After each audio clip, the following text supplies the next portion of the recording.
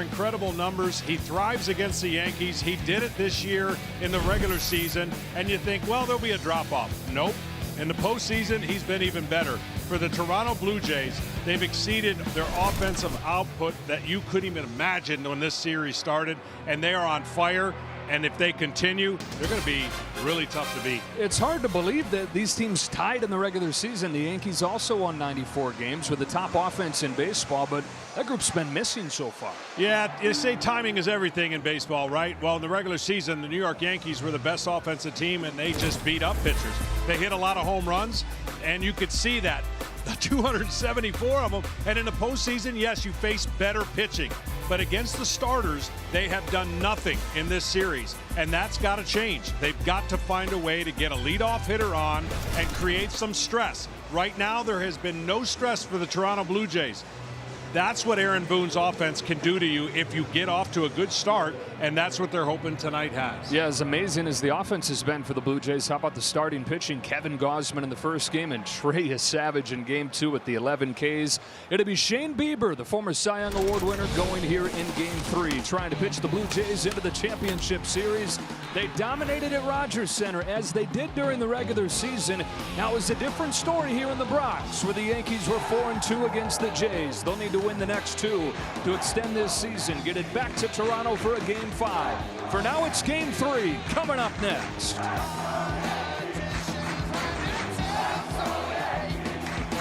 Into the light, breaking all the chains of pain to see what's mine. October is a wonderful time of year. That is, as long as you like pressure, drama,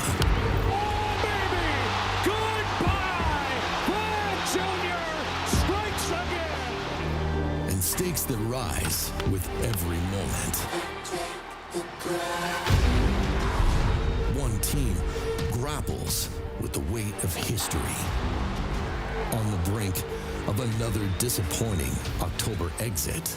Times when you go through adversity, you've got to be able to handle it and not crumble. Facing an opponent brimming with confidence. Varsho drives it. It's out of here again. Blue Jays, Yankees. Game 3 starts now. And it starts on a picture-perfect night here in the Bronx. Blue Jays and Yankees ready to play game 3. The crowd revved up, ready to make some noise, trying to pitch their Yankees a day deeper into this postseason. Down to Ken Rosenthal. Thanks, Joe. You and John spoke about the impact of Vlad Guerrero Jr. in this series. His 2 big moments, first inning home run in game 1, grand slam in game 2, were arguably more memorable than anything Aaron Judge has done in 8 postseasons. It would be wrong to say Judge is struggling in these playoffs. He's 8 for 18 with 2 walks. But his biggest hit so far is a double, no home runs. And in his biggest at-bat of this series, bases loaded, none out in game 1, he struck out. With the Yankees facing elimination, there would be no better time than now for Judge to deliver his own signature October moment. And he takes the field in front of this sellout crowd. We take a look at today's same-game parlay, available now on FanDuel. You need Vlad to get an RBI. He's got 6 of them over the first 2 games of this series. Shane Bieber's average is about 5 strikeouts, and Jazz Chisholm Jr. just 1 for 8 so far in this series, trying to get him going as well. On to Fox Foresight, powered by Google Cloud. Carlos Rodon taking the ball for the New York Yankees. Top 5 in the league in strikeouts this year. We've seen how hard this Blue Jays lineup is to collect those against. We say thanks to Google Cloud for powering these real-time insights. 18 wins for Rodon this year, second only to Max Fried. He's the hardest guy in the league to get a hit against, but he's trying to slow down this hit machine offense. Yeah, I'll say if he gets more than those strikeouts required, he's going to be in for a good game, because you mentioned it, hard to strike out the Blue Jays, and he is going to rely on a lot of different ways to get him out. He doesn't throw a ton of strikes, and he's facing a challenge team that presents a challenge, I should say, by the fact that they don't swing and miss a lot. So look for his changeup and his slider to be key if he's going to have success tonight. Second straight time he's taken the ball with the Yankees facing elimination. He pitched game 2 of the wild card round against Boston, went into the 7th inning, gave up 3 runs and a no decision, and really has been good for the last 2 months. 10 consecutive starts where he's pitched into the 6th and given up 3 or fewer runs. The lineup that'll face off with in game 3 looks like this. A postseason record 23 runs scored over the first 2 games of this series. It's Springer, Schneider, and Guerrero. Alejandro Kirk, 2 home runs in the first game of this series, drove in another run in game 2. Don Varsho had the best game that nobody's talking about, tied a postseason record with 4 extra base hits. Ernie Clement got the scoring started with a home run. Santander's back in there with Kiner Falefa and Andres Jimenez. It's the tallest home plate umpire in baseball, Jordan Baker, at 6 feet 7 inches back there. The only umpire that can go eye to eye with Aaron Judge when he comes up to the plate. He'll call balls and strikes with the crew chief, Dan Bellino, at second. Well, the Blue Jays 1 win away from their first trip to the championship series in 9 years. The Yankees trying to come back from the brink again. Off we go with a strike on George Springer. 2-seam fastball, 4-seam fastball, changeup, slider, and George Springer having a monster season. The biggest thing for Rodon is the fact that he has to pitch the first inning like tonight. They say it all the time against elimination. It's not just another regular season game. You can't approach it the same. You're less room for error for your manager to leave you in the game. You have to pitch each inning like the 9th inning and just hope your team gets on top so that you can create some momentum. Here comes the 1-1 to Springer, and it's inside, ball 2, and it's up and down this lineup. Hot hitters that are feeling confident and look way too comfortable. If I'm a Yankees pitcher looking at these guys, they look like they're in a rocking chair. Yeah, a little bit more of that inside fastball followed by a changeup away. You're going to see that, but you got to get them off the plate. Springer launches a fly ball down the left field line. It's hooking. Foul. And it's not meaning you've got to hit somebody when you can't get them out, but you have to make them uncomfortable, to your point. And when the hitters top to bottom are having a field day, that means A, you're not making enough good pitches. B, they're not worried about anything coming in so they can cover the plate away. Field day, that's more home runs than strikeouts in a 2-game stretch. Another 2-2 and a strikeout to begin for Carlos Rodon.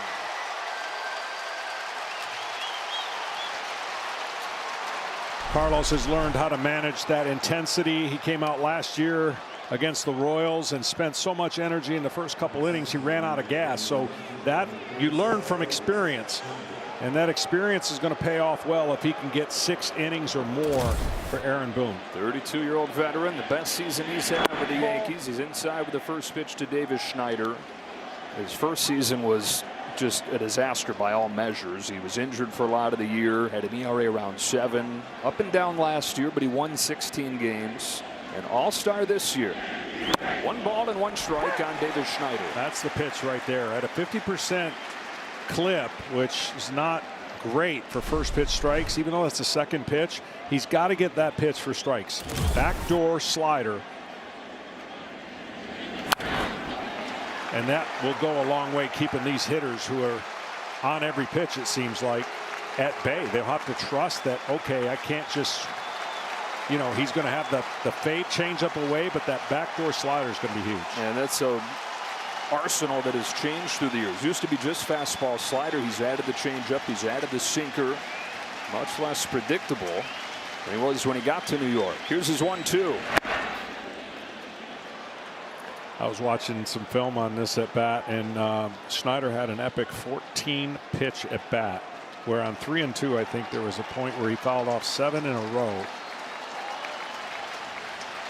Yeah, these guys have made him work. Numbers against Toronto not very good for Rodon. Backdoor breaking pitch just misses. He's made 5 starts against the Blue Jays since coming to the Yankees. He's 1-3 with a 6.66 ERA. Davis Schneider said before the game, they asked him, what is the plan against Rodon? What are you trying to do? He said, we're trying to make him sweat.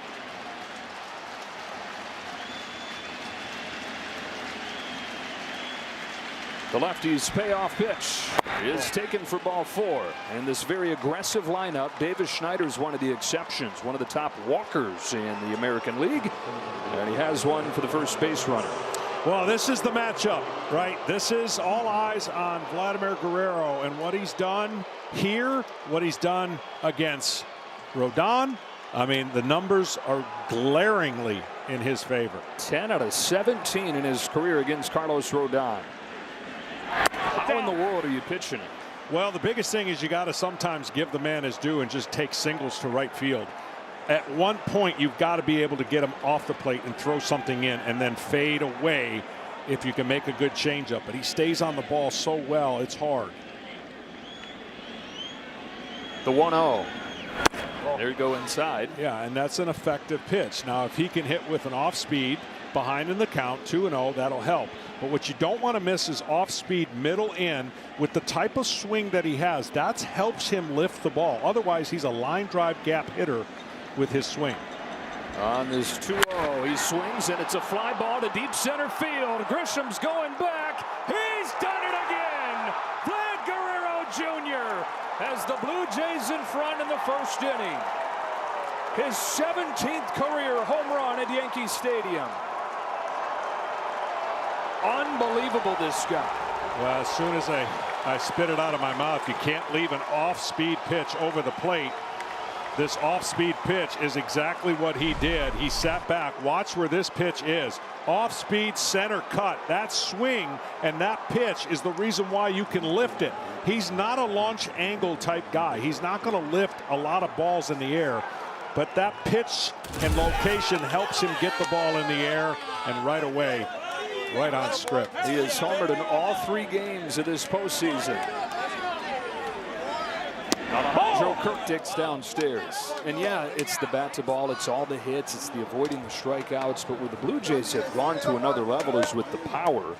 Beating the Yankees at their own game, out-homering New York 9-1. Kirk's got 2 of those bombs.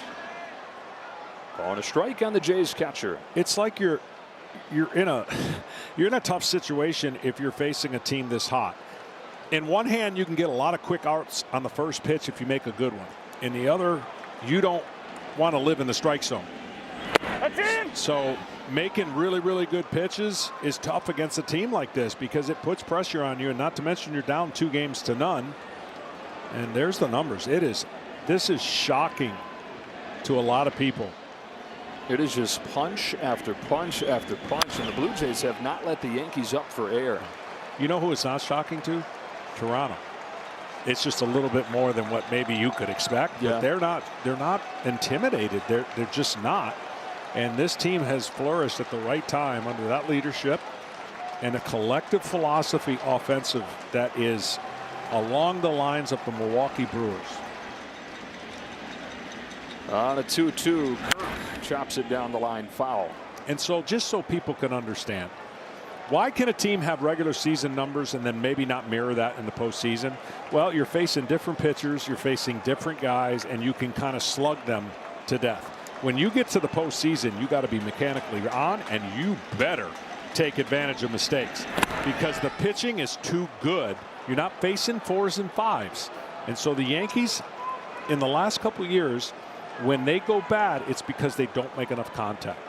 And when you look at a team like the Blue Jays, the best contact team in baseball, you hope and you are confident that that's going to translate in the postseason. And it has. It's even been amplified in these 3 games with the power on top of it. Ryan McMahon with an easy play, 2 gone, and we look back at the 3rd home run from Vlad Jr.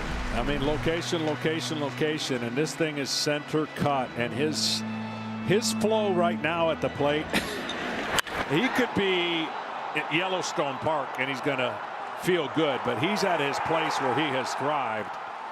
And right now, that's the best recipe for a team that's up. Jump on the team that's down early, create as much pressure for the fans to take them out, and for Aaron Boone to have to make decisions. Strike on Dalton Varsho. They didn't even give the Yankees a chance to take advantage of moving home and getting the crowd, keeping the crowd in the game.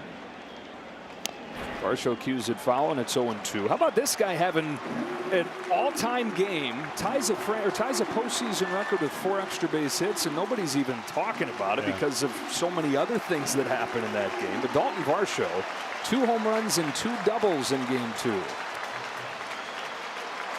So they never changed it to a triple, huh? They never did. I'm sorry.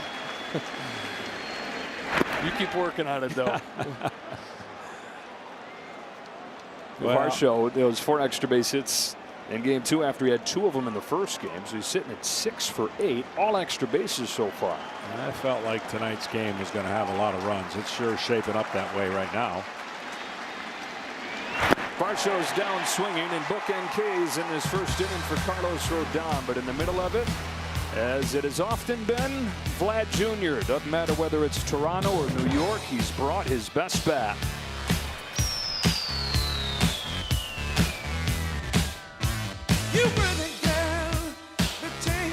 Vladimir Guerrero Jr. said coming into this postseason, I want to be Joe Carter. I want to be talked about like him. Yeah, I've done it in the regular season, but I want to be a postseason legend. And he's off to a pretty darn good start with 3 home runs in as many games. Can the Yankees lineup come to life in time to save their season? It is the same lineup as in game 2. Aaron Boone said he wrestled over who to play at first base. He decides to stick with Ben Rice instead of Paul Goldschmidt. Just could not turn away from Rice's chance to change this game with one swing with his power. So Rice stays in there. And bats clean up against Shane Bieber. And it's not often, John, you have a Cy Young Award winner who's available at the deadline. But this was a tricky case because he was coming off Tommy John surgery. Hadn't pitched in 500 days, but they got him, and he's been pretty darn good. He has, and he's got that short arm delivery where his fastball plays more than his velocity. Good curveball. You see the slider and a changeup. And the biggest thing for Shane Bieber is going to be command. And some days after Tommy John, you're just completely connected. And some days it's just not there. And that's the process he's going through. Oh, by the way, in the postseason. Grisham grounds this one along first for Guerrero. Takes it to the bag for the first out. So the leadoff man retired by Shane Bieber. And up comes Aaron Judge. On base more than 50% of the time in this postseason, but he does not have a home run. He's only driven in 2. When the Yankees have faced elimination, he's gone deep 5 times in his career. That's tied with Mickey Mantle and Yogi Berra for the franchise record. He has personally struggled against Bieber, but that was earlier when Shane was at the top of his game before Tommy John. Kenny was talking about it. Judge, perhaps one more chance here to make his mark, to come up with a big swing. But like he was saying, you know, I'm doing what they're giving me, passing the baton. Yeah, Judge, you'd love to have him make a bigger impact, but he can't do it himself. Nobody else around him has done anything either. Ropes a base hit into center field. That is the first base runner of the game for New York. Now can they follow it up and do something? Right. And I will piggyback saying nobody pitches Aaron Judge in the postseason like they do in the regular season. It's totally different. So sometimes it gets magnified in an adverse way. And I think for Aaron Judge, you keep giving him opportunities, he's going to explode. And the problem is, and you mentioned it, he needs extra guys in the lineup to do their thing so he can continue to be the man. Well, if there's been one guy that has done something, it's the next guy here, and Cody Bellinger. This time gets under it in center field, Varsho. Bieber gets Bellinger on 1 pitch. It's typically what happens, and I think I say it every postseason, but when a pitcher gets the lineup card, he circles a guy. And the reason he circles a guy is he goes, that guy's not beating me. Now, if the bases are loaded, it's kind of tough, but the bases haven't been loaded a lot, and really there hasn't been a lot of traffic on the starting pitchers, and once they leave, the Yankees have scored some runs. Here's Ben Rice. Grounded to second. Counter for Leffa. Can't get it. And an error on Kiner for Leffa opens the door for the Yankees here in the first. This is one of the best defensive teams in baseball, and that's one of the reasons Kiner for Leffa's in the lineup for his glove, but it lets him down right here. Yeah, he did a good job blocking it with his chest. The ball took a hop, but then he couldn't locate it in time to make the throw. Watch this top spin right there, hits him in the chest, and then he couldn't pick it up. And once he didn't do that, and if you're looking for breaks and you're looking for something to turn, no better chance than right now. Stanton getting something soft in the zone and getting this crowd to erupt. If he gets a breaking ball mediocre in the zone, they could have the lead. It's a fastball, and it's a strike. Went into game 2 just 1 for 15 in this postseason, but he chipped in 2 hits, knocked in his first 2 runs of the postseason. The last time Shane Bieber pitched in October, he gave up a home run to Stanton here. 2 on, 2 out, the 0-1 pitch. That was a breaking ball, but it was a really good one. It stayed on the outer part of the plate, and that's where, if I'm Shane, I'm going to try to steal 3 more inches on the outside part. Not his make a turn type breaking ball, but it stayed on the outer third. It's been one of the best swing and miss sliders in the game since he made his Blue Jays debut a couple months ago. It's 1-2 on Stanton. The Yankees just 1 home run the first 2 games of this series. Only 3 in the 5 games in the postseason. On this 1-2, Stanton fouls it off and stays alive. That's 3 in a row. Now, if they want, they can go up and in with a fastball. That's 3 in a row on the outer third of the plate, and he's executing, and he's got his eyes way out there. Judge at second, Rice at first. 1-2 pitch. Line drive, base hit left field.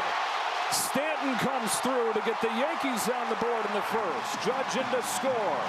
They take advantage of the 2-out error on Kiner Falefa. 2-1.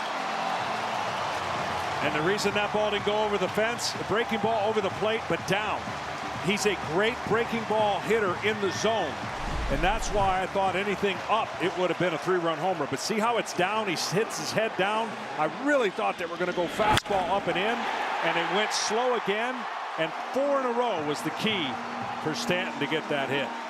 Knuckle curveball, not a bad pitch, just too many in a row.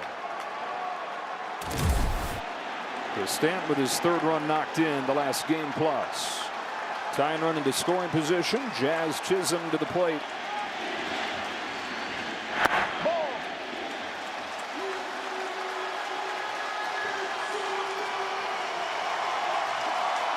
Well, Jazz is looking for a moment. He's been quiet.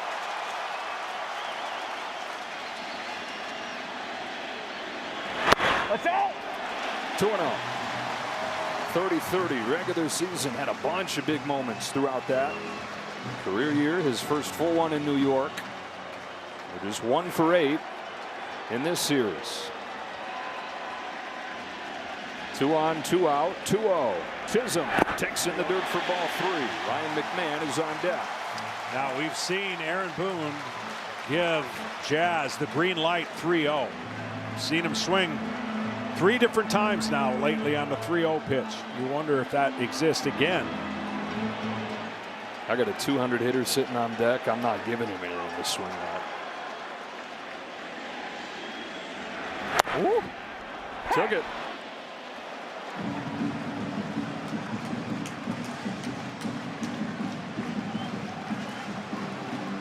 This almost feels like a 3-1 changeup here after getting that strike on that part of the zone.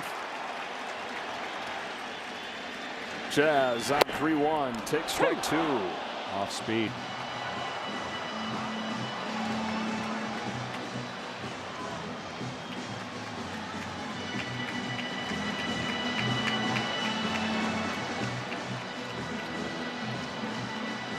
An error and 2 singles in this first inning to get the Yankees on the board.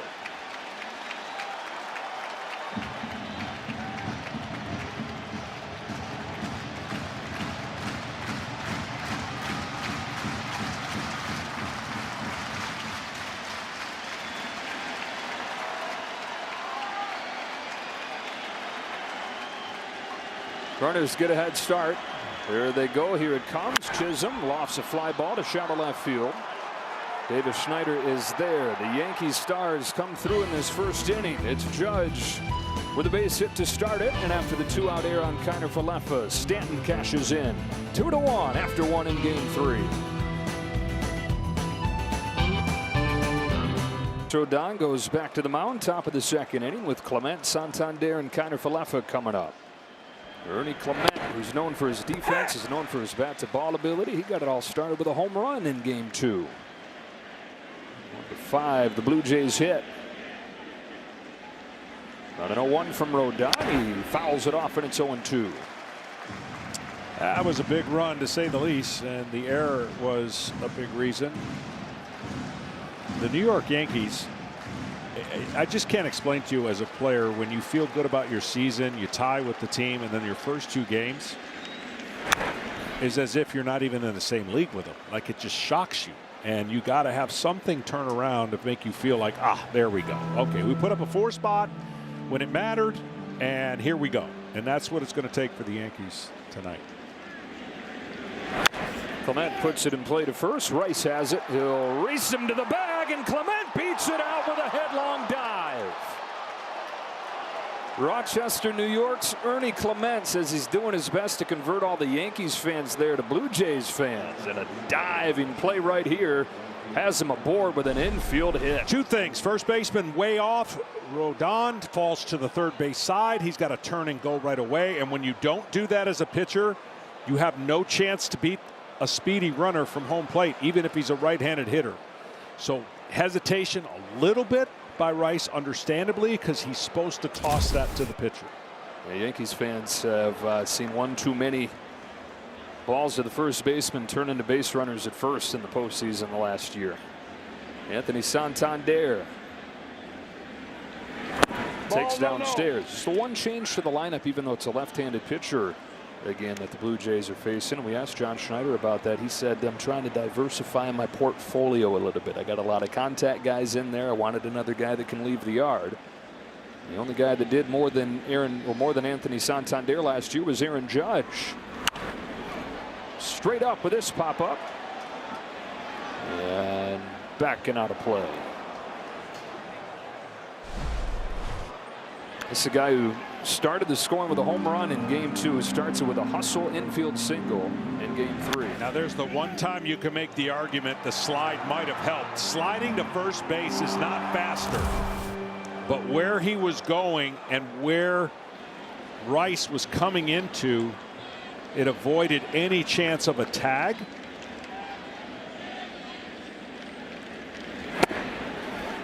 And it just ended up being the one spot where you could say a slide was pretty good play. It was a very Blue Jays play. It was a very Ernie Clement play. You ask everybody about him and they say gamer, grinder, ball player, all those cliches.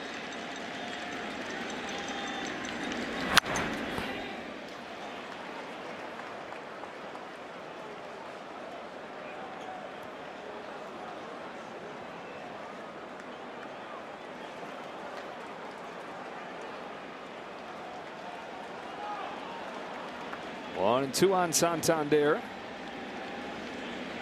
Rodon comes back. Oh man, it's taken downstairs. 2-2. Yeah, Rice might have actually been better served to dive himself. He went in feet first, which again, once he realized his pitcher wasn't going to make it to the bag, he was in scramble mode.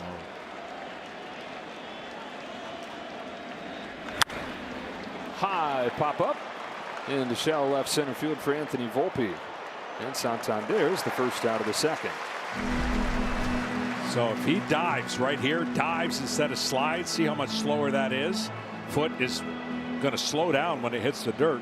If he dives head first with his length, he would have easily beaten Clement. But again, that's like split-second decisions. Yeah. 1-on-1 out. Here is Isaiah Kiner Falefa. Went back to the Blue Jays last day of August. Only started 7 games through the month of September, but here he is starting back-to-back games in the postseason. A lot of that thought was his glove and trying to have the best infield defense that they could behind Shane Bieber. But is it his air that allows the Yankees to get going? Ball and a strike. A guy the Yankees are very familiar with. Spent 2 seasons here in the Bronx. Extra special for him. He grew up dreaming of being the next Derek Jeter. A lot of kids his age.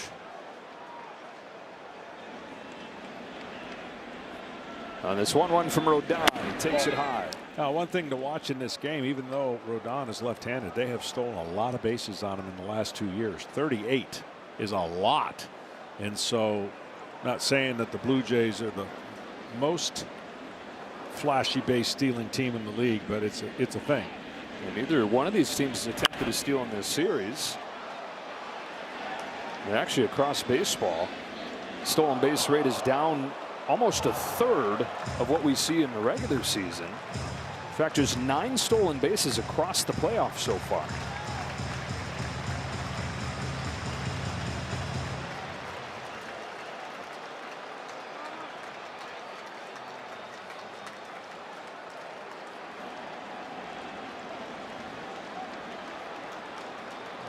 Ten to 1 on Saturday for the Blue Jays. 13-7 in game 2. Here they lead 2-1 as Rodon deals a 2-2 instead of toss over.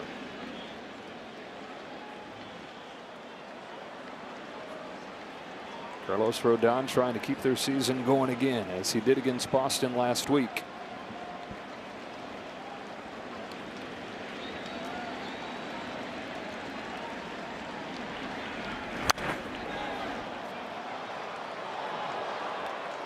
Well, we figured coming into the series, the clearest advantage for the Yankees coming out of what they did in the wild card round was the starting pitching. And then if you wanted to go one further, it would be the home run ability. Hit 30 more than any other team in baseball this year, but it's totally flipped.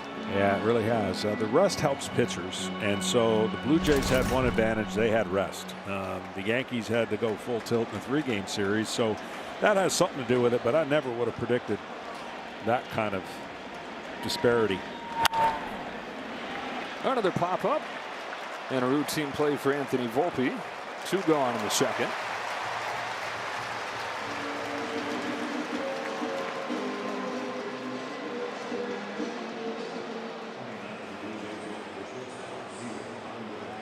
And now the 9-hitter Andres Gimenez. Yankees have not led in this series. The Blue Jays get going right away with Vlad's first home run. Have not looked back. Even Gimenez, who came into the postseason the worst hitter in the American League this year, has chipped in. He's had 3 hits and has knocked in a pair of the first 2 games. And he will do a lot of that against left-handed pitching. It's just a tough angle. A lot of swing and miss when he's facing a left-handed counterpart on the mound. And Carlos Rodon, who's already thrown 42 pitches. Up and in here and actually hit him. And is going to get George Springer to the plate here. That was a 2-out error on the Blue Jays that opened the door for the Yankees. Here's a 2-out hit by pitch to the 9-hitter. You know, the other thing I've learned about playoff baseball is it's hard to get 3 clean outs in an inning. And you kind of feel like that's, if you're going to get hit, oh my goodness, that's the way to get hit. It's like, that's just a little clip there, maybe. Base without the bruise. And what I'm saying is in the postseason, the batter was hit by the pitch. New York has challenged, and the previous play is under review. Clean innings are like gold. You go 1, 2, 3, it's gold. And we've seen some other series where that's been more prevalent than this one because we've had some hitters. Whew, that's close. Replay reviews presented by Zoom. I gotta believe there's had to be a little click or something that, you know, obviously we're not going to hear, but doesn't it kind of look like it changes direction slightly? Time! Right here, first base. I mean, the umpire right away had to hear some kind of click. So these are always tough. Didn't he have like a white guard? He did. And a white baseball. Yeah. That's never great. And again, the call on the field is that he was hit. Hard to overturn here.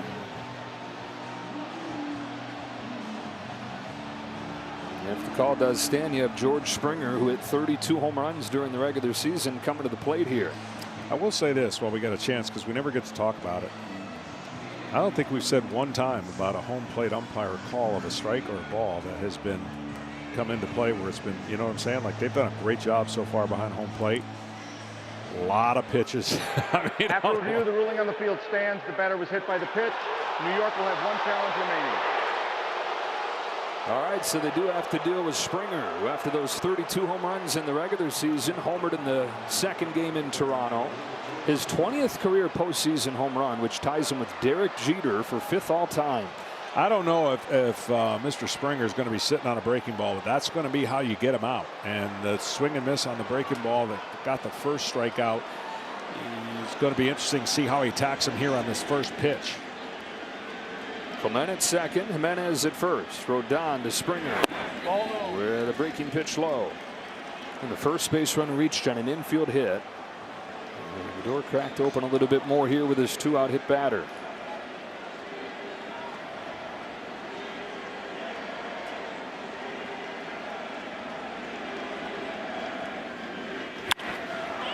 picked up.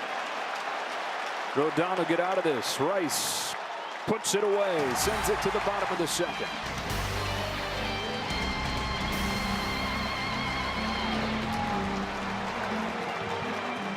Team, your players, your postseason. Follow all the postseason action. Download the MLB app, the #1 app for live baseball. Yankees got a run in the first inning, taking advantage of the air. Shane Bieber goes back to work with the bottom of the order coming up. Ryan McMahon, the Yankee third baseman. Cracks the first one in the air to deep center field. Varsho's got room though. 1 pitch, 1 out in the second. For more on Shane Bieber, we go down to Kenny. Well, Joe, all things considered, Bieber's comeback from Tommy John surgery in April 2024 has been remarkable. But Bieber doesn't see it that way, even though his results, 3.57 ERA in 7 starts, have been quite good. He isn't getting as much swing and miss as he would like. His consistent execution isn't there. But all of that is to be expected. Pitchers coming off Tommy John, and John knows this, generally are much better in their first full season after the surgery. Bieber, because he was rehabbing last offseason, hasn't had a break in 18 months. Won a Cy Young in 2020 with Cleveland. I think the most impressive thing is that even with the up and down feel that he's had, he's third in strikeout to walk ratio. Well, I was surprised also why, as good as he was, he wanted to pick up more velocity in theory, and then unfortunately got hurt because the way he throws, velocity's not as important. He's got a fastball that plays up because of the way that he throws it, and it's kind of that short arm delivery. And I was just shocked when I saw that. Well, it was a year and a half ago or 2 years ago when he was trying to pick his velocity back up and pick that bat back up as Volpe goes down swinging. Third strike. He's not going to need that for a bit. For Anthony Volpe, his 9th strikeout, his last 13 times up. that pitch right there will get better next year. And I know he got a swing and miss, but it did not turn the corner and stayed in the strike zone too long. And that's the consistency that will come back. Strike on Austin Wells. The last time the Yankees were down in a series, game 2 last week against Boston, this was the guy that had the game-winning hit in the 8th inning, scoring Jazz Chisholm all the way from first base. 0-2.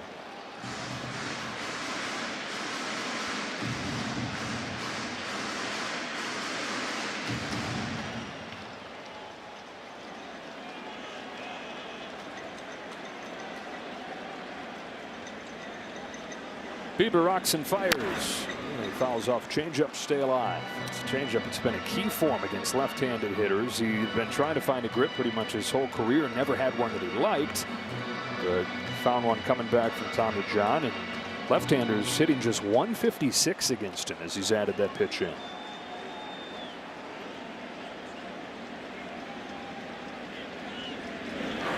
Out. 1-2.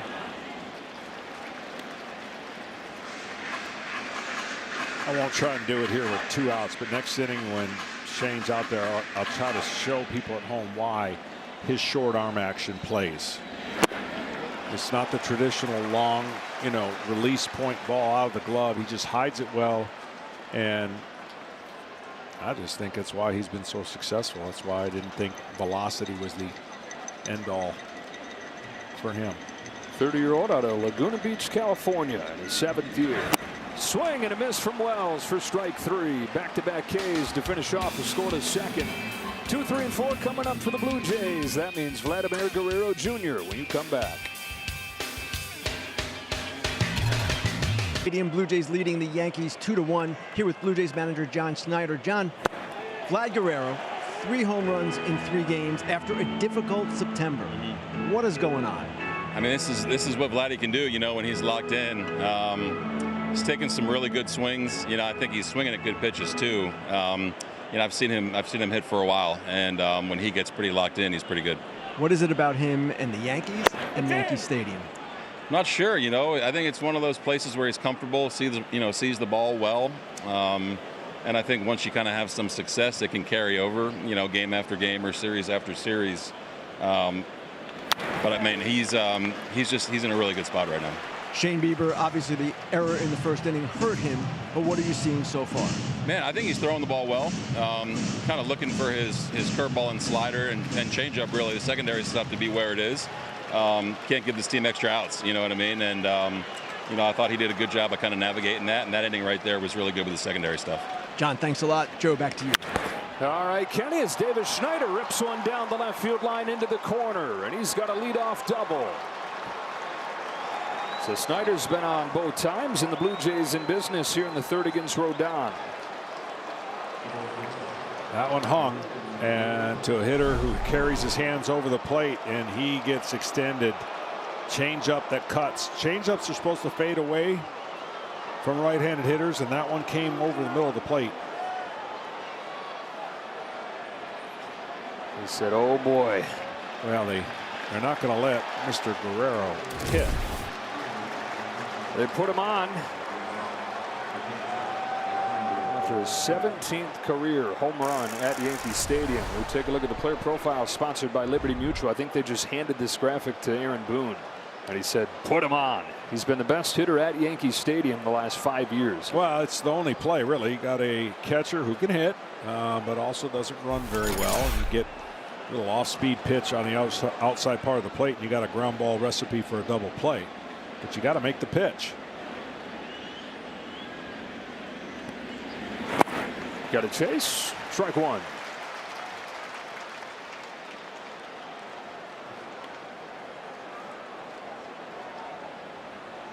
Now, both times the Yankees have erased a 2-0 deficit in the division series. A dazzling starting pitching performance has led the way.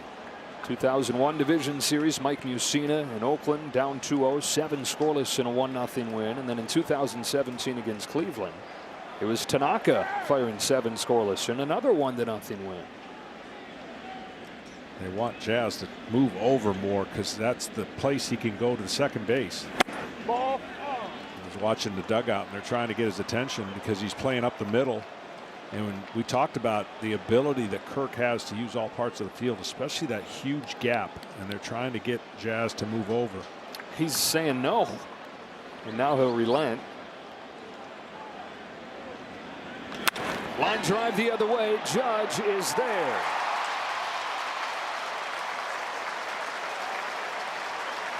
Kirk retired, 1 gone in the third. Well, he tried to do it, and he hit a missile to Aaron Judge.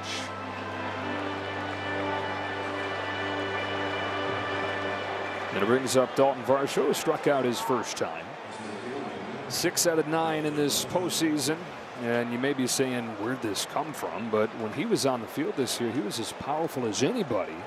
Missed a lot of the season. He had shoulder surgery in the offseason, so didn't debut until a month in. And then he injured his hamstring and missed 2 months. But the only guy that had a higher slugging percentage than Dalton Varsho was Aaron Judge. Correct me if I'm wrong. I believe he said that he's always trying to hit a ball back up the middle to the pitcher. He's not trying to hit home runs, but the philosophy makes sense. You get it out front, you get your home runs. 20 of them in 71 games this season. The guy who John Schneider was telling us is one of the leaders down there, one of the guys that clubhouse loves. He's got Schneider at second, Guerrero at first as this 1-1 from Rodon comes home, and Varsho cracks it in the air to center field. Here comes Grisham. It will be a sliding try from Bellinger, but he couldn't catch it. Schneider's headed for the plate. Chisholm throws late, and he scores with a dive. No blink from the Blue Jays. Through to second, trying to get Guerrero forced. It was late. Everybody's safe, and it's 3-1. Well, this is an incredible effort by Bellinger. He covered so much ground and just overreaches, catches the heel. And then right here, once he gets to third, he just keeps going. And Jazz thinks there's no way he's going home and really never took a look. And it was too late once he got the ball in. Blue Jays lead the majors and taking extra bases. Schneider takes one. 3-1 here in the third.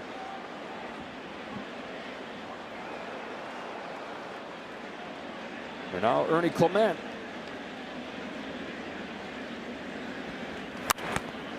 Man, is he aggressive. He is. The one thing in this game, and I know it happens, right? There's human error and there's human play in the game. You can't assume anything. It's the one time of the year that you cannot assume anything's going to go the way you think. Regular season, maybe get away with it. The postseason, as you know, and we've seen, everything gets magnified, right and wrong. And the Yankees are a much different team than they were last year. This is, some games plagued them with some some defensive lapses, but that for the most part has not been the case. I think that's one of the frustrating things for Yankees fans to watch here in this division series, is that it was looking so good down the stretch. All the things that had bugged them in the past seem to be pointing in the right direction. Perhaps though some fool's gold in what they did down the stretch, taking a look at the teams that they played, all below 500 teams, as they won 11 of the last 12 games to finish in the tie and inspire a lot of confidence that they were going to be much different and ready to make a deep run. It's a high fly ball off of the bat of Clement into the left field corner for Bellinger. Does he have room? Not quite. Well, Jazz thinks under no circumstances could he be going, right? And that's the assumption part. And more times than not, he'd probably be right. Well, watch when he gets the ball. Okay, there's no thinking at all. Like, what, he's going? And by that time, it's too late. And so he's shocked because he's like, how could you go on a ball that's being dove for, right? So he's shocked, but it's again, it's a part of the game. You can't get yourself in that position. Ground ball through the left side and a base hit, and Guerrero's going to charge for the plate. Bellinger's throw is not in time. Guerrero slides in ahead of the tag. 4-1 Blue Jays.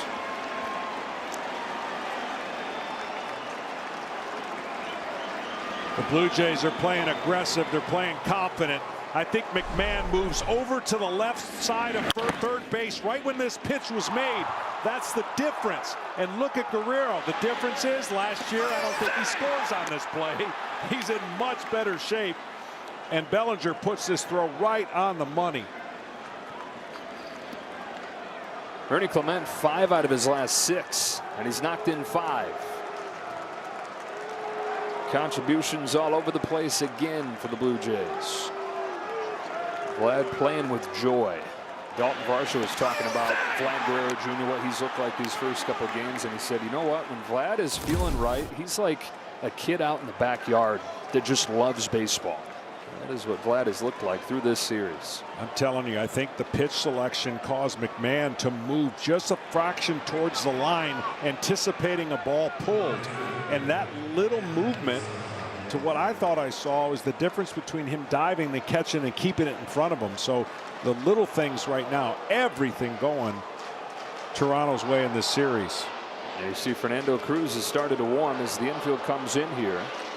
And Santander comes up trying to break it open.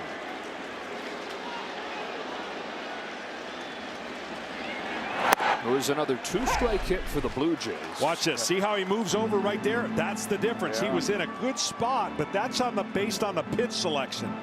And I'm telling you, I had to look twice to see if that was Guerrero running home because he was flying. And there was no doubt that he was going to go. Ball and a strike on Santander.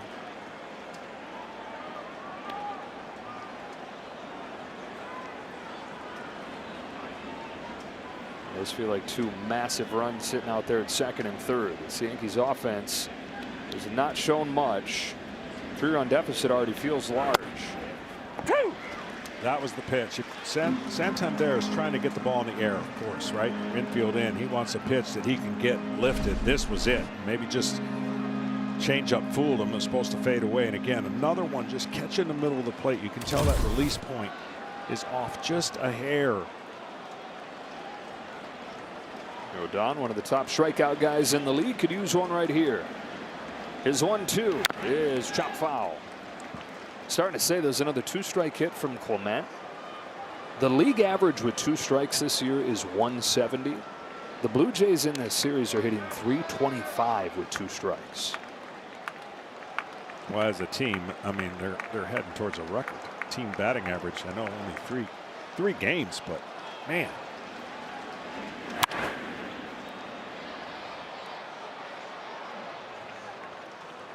First of all, for Vladimir Guerrero, he gets a great jump and he makes a good turn. No movement that takes him away from the bag.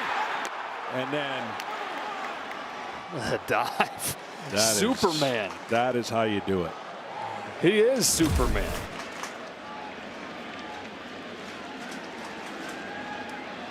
Varsho at third, Clement at second. Another 1-2 from Carlos Rodon to Anthony Santander.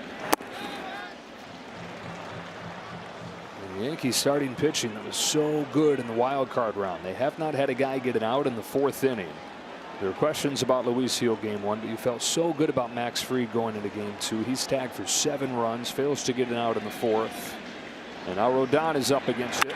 Santander sends one down the right field line and foul.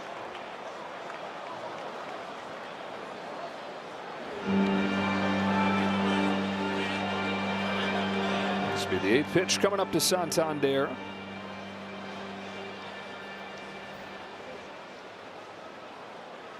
Trying to add his imprint to this Blue Jays offense.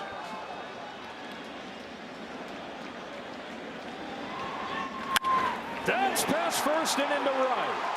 Varsho's in. Here comes Clement. Throw goes into second. It is 6-1 Toronto. It's another 2-strike hit. It's Anthony Santander going the other way. And it's Aaron Boone going to the bullpen with 1 out in the 3rd.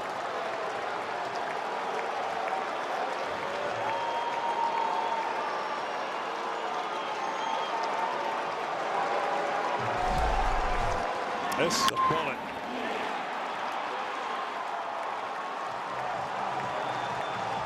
It's gone from oh Canada to oh boy.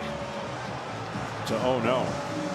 And New York looking like they're sitting on thin ice as these Blue Jays have kept on trucking. 6-1 in game 3 as they look for the sweep. And Cody Bellinger is all Yankees right now. Carlos Rodon leaves the mound, as did Gil, as did Max Fried before getting an out in the 4th inning. It is 6-1 Blue Jays, and the bullpen goes to work already. Cruz is on to face the pinch hitter, Addison Barger, up there pinch hitting for Isaiah Kiner-Falefa.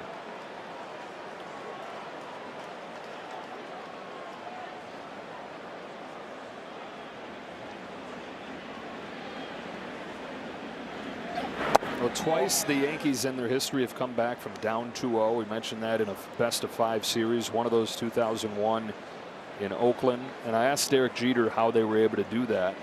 And he said you focus on one pitch at a time, one game at a time. They were so good at doing that already. A team that had won all those championships leading up to that. He said it was unspoken. They just knew if they did what they always do, they'd have a shot. And they'd put the pressure on the A's right away. They won that 3rd game 1-0.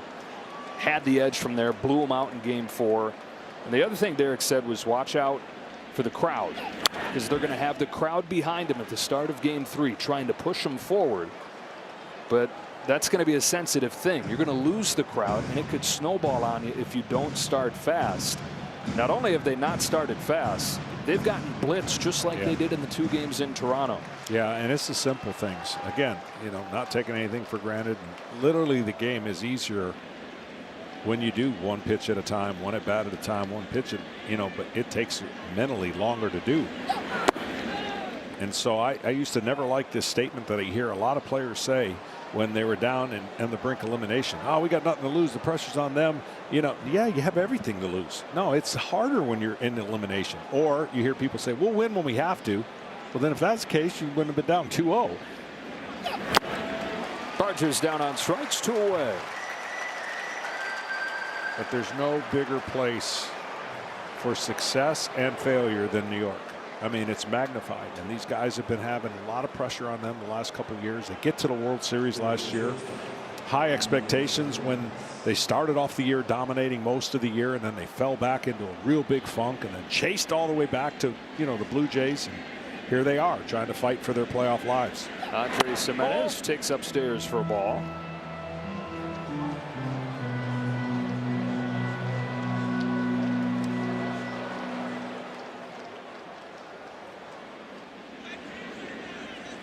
Jimenez, who's hit by pitch his first time on this 1-0, cracks it on the ground to second. Jazz Chisholm's got it, and that's the inning. But the Blue Jays score 4 more times, and Chase Carlos Rodon from this game. Vladimir Guerrero has looked like Superman at the plate. Now he's diving like him. It's all Toronto. 6-1, middle 3.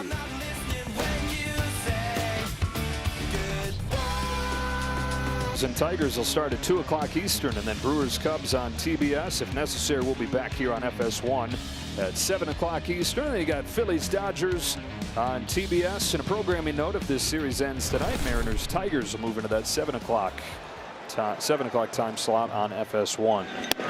Trent Grisham, top of the Yankees order. Yanks trying to chip away, still with a long ways to go in this game. Defensive changes. Addison Barger, after pinch hitting, stays in and plays third, and Ernie Clement goes over to second. 1 ball, 1 strike on Grisham, who hit 34 home runs during the regular season, but is just 3 for 21 in the post. Yeah, it's be crucial from this point on that he get on base a couple times in the remainder of this game. He was Aaron Boone's gut feeling guy to click for today. Yeah, and I like him too, based on what he's facing. And the Yankees aren't facing a split finger tonight. Thank God, the Yankees are saying, because they're 0 for on the split finger over the first 2 games against the Toronto Blue Jays starters. And not that Shane Bieber is anything fun to hit off of, but they got to feel like they are glad to see a more conventional pitcher. Anybody but you, Savage. I mean, they got to be saying coming out of that game, literally anybody but him. I'm still shaking my head. I don't think people appreciate how hard and how incredible that game was for that young man, and he looked like he'd been doing it for a long time. And when you put Gausman and him together, you were saying earlier today that it's as impressive of a back-to-back starting pitching performance as you remember seeing. Yeah, because they're going against a great offense. They executed so perfectly with no mistakes. That is so rare. And when you're going against a team like the Yankees and you don't give up a run, but that 1 run in the 6th, man, that's doing something. 3 balls and 2 strikes on Trent Grisham. Not sure what the conversation is here between Jordan Baker and the crew chief Dan Bellino. Looks like Dan may let us know. The ruling on the field is the catcher did not interfere with the batter. The previous play is under review as the Yankees have challenged. All right, so let's see. Yeah. Well, you got to know they had 100% of it. You're not going to challenge and use your second challenge this early in a 6-1 game if you're not 100% sure. They're going to get it. I mean, you would never do this, right? Like, you wouldn't take a chance and not have that ability to retain it, even though the 7th inning on. Replay reviews presented by Zoom. These are up across baseball. Catcher's interference with the emphasis on pitch framing and catchers playing closer to the plate than ever. And this is going to cost Kirk right here, as Grisham was putting together a tough at-bat there, trying to set the table for Judge, who get a little bit of help to do just that.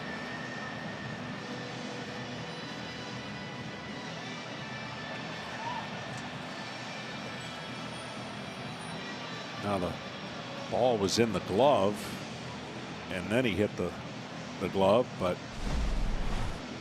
lets the ball go in the glove, and this is a check swing. It's in the glove, and then he hits the back of the catcher's mitt. Trent saying, yeah, it's in the glove because his glove's sticking out in front of my bat. After review, the ruling on the field stands. It was not catcher's interference. The batter will remain at bat with a 3-2 count. Ball's in the glove. New York has no more but the ball is in the remaining. glove because he stuck the glove in front of the bat. Yeah. I'm wondering the same thing, Aaron. I mean,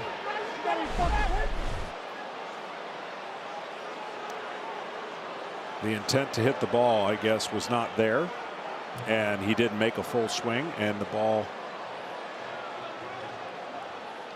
nobody can believe it on the Yankees side. and Aaron sharing his frustration with this umpiring crew. The call comes from the replay center, so he's killing the messenger here, but I would too. And now he hopes that Trent Grisham can earn his way aboard. With a 3-2 count. Judge and Bellinger to follow. Down the line, that is a fair ball. Grisham's headed for second. He says, don't worry, Skip. We'll take a double instead.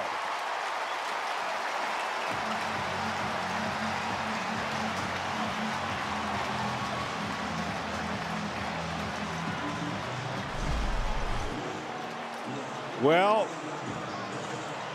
a little bit of justice maybe, and a leadoff hitter on base, which has not happened a lot. Only the third time in the series the Yankees have gotten a leadoff man on. And in the playoffs, that matters. Scoring position, Aaron Judge. This crowd wants a loud noise right now. Oh, they had one, didn't he? They almost got it. Judge hitting .474 in this postseason. Looking for that first home run, though. He's only knocked in 2.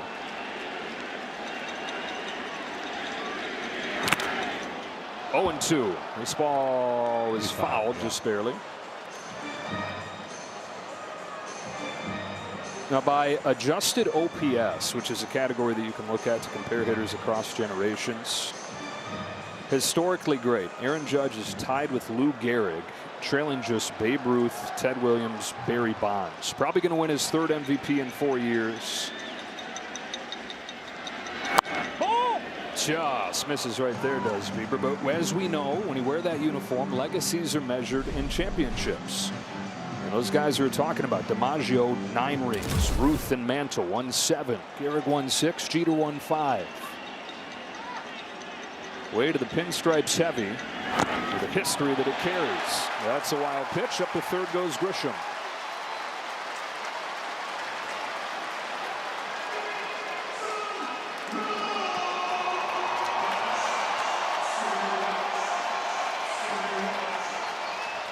Ten seasons with the Yankees for the 33-year-old. And Aaron has said it's hard to put into words how special it is, not just to play for the Yankees, but to be looking like that's going to be the only place he ever plays for.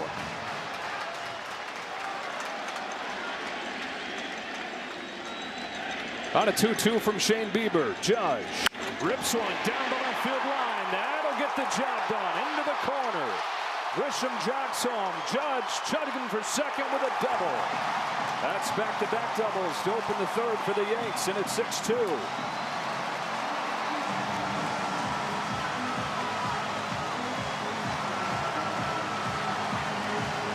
I'm a big believer the more opportunities that Aaron Judge gets, the less the narrative will be talked about in the postseason. Yes, it's been hyper-focused on him, but he's swinging the bat pretty good in the regular season, and you know the numbers will average out in the postseason. The problem is you just wonder how many more of those years he has left for this great franchise. High strike on Cody Bellinger. Meaning it's not a guarantee you're going to the postseason every year.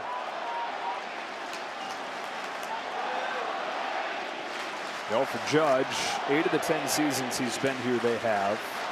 For the Yankees, 27 World Championships, 27 consecutive winning seasons. So they're always in the conversation. But Judge in his prime, that doesn't last forever.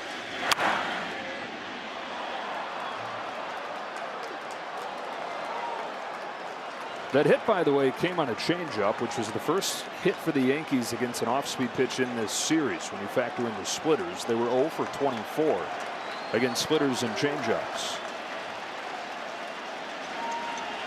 And now Cody Bellinger, who's been their best run producer this postseason, on an 0-1, swats one into left center field. That'll sink down for a base hit. 3 consecutive hits to open the third for the Yankees.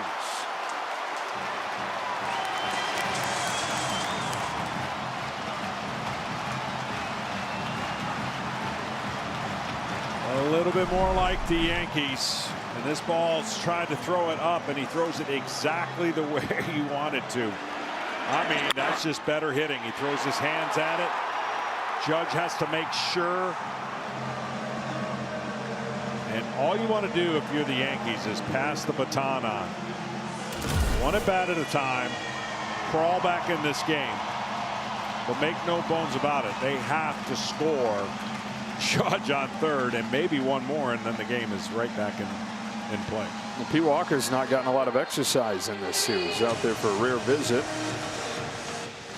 And as he does, we get a quick word from Certified Financial Planner. Yes, I'm a CFP professional. CFP professionals are committed to acting in your best interest. That's why it's gotta be a CFP. Find your CFP professional at letsmakeaplan.org. Well, we told you there, and Boone considered starting Paul Goldschmidt, but this is the kind of spot that he envisioned when he said, I'm going to keep Ben Rice in there. Kind of spot where the young kid could change the game with his power. Took one right down the middle. 26-year-old hit 26 home runs during the regular season. Homered in Game 2 against Boston. Judge at third, Bellinger at first. Rice bounces one to first. Guerrero's looking home. He's got Judge hung up. And now he's in a rundown. Kirk to third. Judge for the plate. Guerrero chases him. One star after another, and he tags him out. Into third goes Bellinger. Rice is still at first. Well, Guerrero Jr. with a heads-up play comes home, and they get the lead runner for the first out of the inning. Well, what's interesting there, and he did keep the run from scoring, but it could have been a double play, and you give up the run. So we'll see how the inning shakes out. But a great job of base running by Aaron Judge to at least let Bellinger get back to third base. So they have the same scenario now with one out. Problem is, a ground ball here and double play gets him out of the inning. So I talked about Judge had to score. Well, now Bellinger has to score. He just replaced him. And it's Giancarlo Stanton who knocked in the first run for the Yankees at the plate. Stanton 1 for his first 15 in the postseason, but he's 3 for his last 5.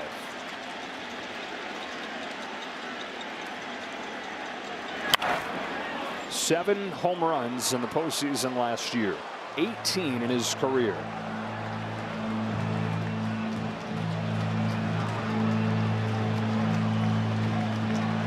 Got to know what you're going to do in baseball before it happens. So if you're fielding a ball and you're an infielder, you're thinking of scenarios that play out before it gets hit to you. And I think what happened there is Guerrero's vision was so locked in on Judge that was an easy decision for him to make. But fielding that ball at first, throw to second, throw to first, double play, he went for cutting the run down at home plate.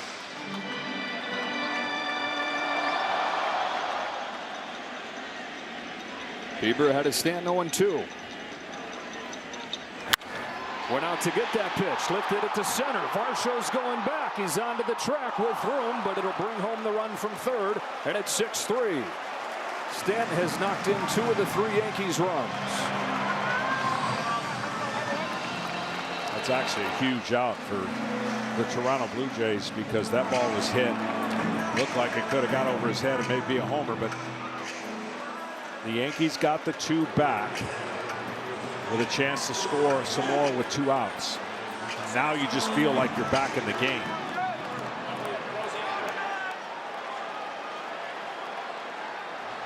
Well, you said you had a feeling there could be some runs scored in this game. We've had 9 of them over the first 3 innings. Jazz Chisholm chops the first pitch foul.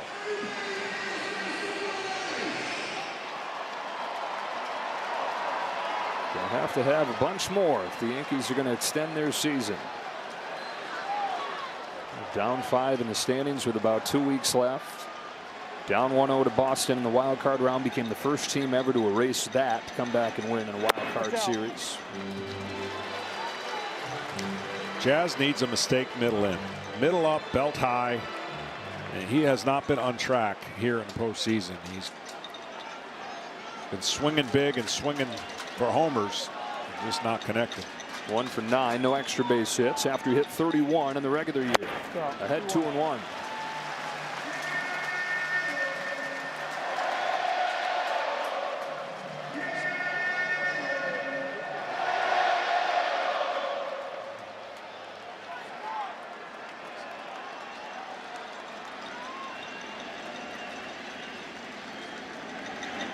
That's it.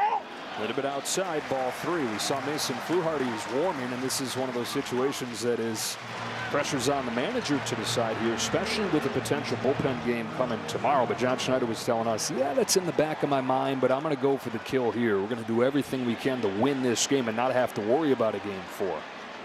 Ball taken high for ball 4, and the Yankees get the tying run to the plate. That was actually a really good at bat by Chaz. If you're trying to make something happen, you're swinging at a couple of those pitches. So taking the walk there with 2 outs was actually a really, really good at bat. The more batters that can come to the plate, the more opportunities Aaron Judge gets to bat in this game. And you turn the lineup back over. And he is going to make a pitching change here. So if you're the Yankees trying to extend this season, not only are you saying I have Cam Schlittler if I can get this to tomorrow, but you're saying, hey, we got the Blue Jays having to throw a bullpen game one day after they're going to have to cover pretty much a bullpen game like this. Yeah.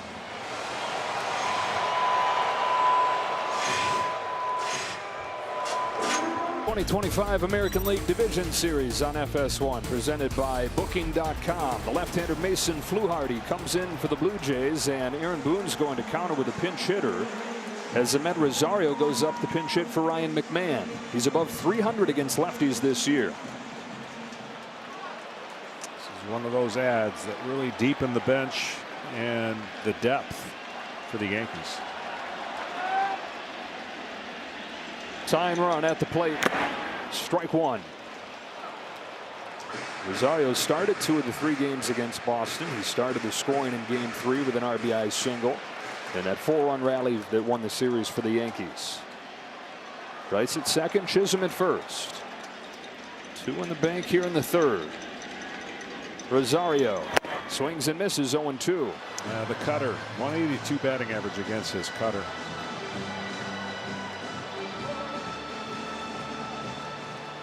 Cutter is a fastball literally that you cut, which creates spins and illusion to the hitter. Ball. And what you do is turn it with a tight wrist, and the slider has a loose wrist. So the break on either is much bigger on a slider than it is a cutter. Fluharty kind of found his by accident when he was in college at Liberty. Said maybe I should just harness this, lean into this. On the hands, cutter doing what it does. Made famous in this ballpark by the greatest ever to throw it in Rivera. Yankees with a couple, 6-3, both starters out of the game. Yankee Stadium with Yankees manager Aaron Boone. Aaron, you cut the deficit to 6-3 that last inning. What did you like most about what you saw from your offense? Yeah, I feel like we're putting good at bats on them. You know, squared some balls up, and we just got to keep grinding. And we're capable, as much as anyone, of getting back with a behind in the score like we are. But obviously, we got to be able to hold them down a little bit to let our offense do some work. Both starters out of the game now. How does your bullpen set up the rest of the way? Yeah, you know, we'll just start parading them out there and try and get them in the best situations to be successful and hopefully hold them down. Aaron, thanks a lot. Joe, back to you. All right, Kenny, as the top of the order comes up here against Fernando Cruz, who's been one of their top guys this season, but in Toronto he came in, both inherited runners that he had came in to score and one more. Guy they got to be able to count on, keep it close. What do you call those things? Fitbits or whatever? What do you call when you wear it? It tells you how many steps you get. I will guarantee you he has more steps than any pitcher, period. He is getting halfway there, getting to the mound. He uses so much energy, and I love it. He's into it, obviously. Bounced off the mound to make a play at third base, but he's getting his steps in. Camilo Doval begins to loosen. As Cruz delivers and strikes him out. The bottom falls out of that splitter. He says, check this out. We got a guy with a splitter, too. That is the best swing and miss pitch in baseball this year. Let's see why.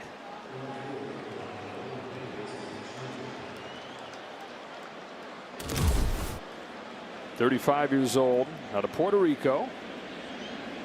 Comes home to Davis Schneider and gets strike 1. Debuted when he was 32. 15 years after he was drafted. We mentioned this the other day. He was drafted as an infielder by the Kansas City Royals and spent time in the minor league system with them. They cut him loose. 2 years out of baseball. Got a brief stint in the Cub system. That didn't work, so he went into indie ball. Another 2 years out of baseball before giving it one more shot. Pitching in Mexico, and the Reds discovered him there. Signed him in an improbable topsy-turvy ride to the major leagues. Not just get there, but to become a key bullpen piece for the New York Yankees. Trying to do something Rodon couldn't. That is retire Schneider, who's walked and doubled today, scored both times. Ahead of him 1-2. I'll tell you what, Schneider holds that bat as if he's squeezing that bat, getting ready for his mechanism to just let it go. He's got it standing kind of straight up, and then watch how he gets it going. Pitch gets ready, he starts bringing his hands in, and he's ready to fire.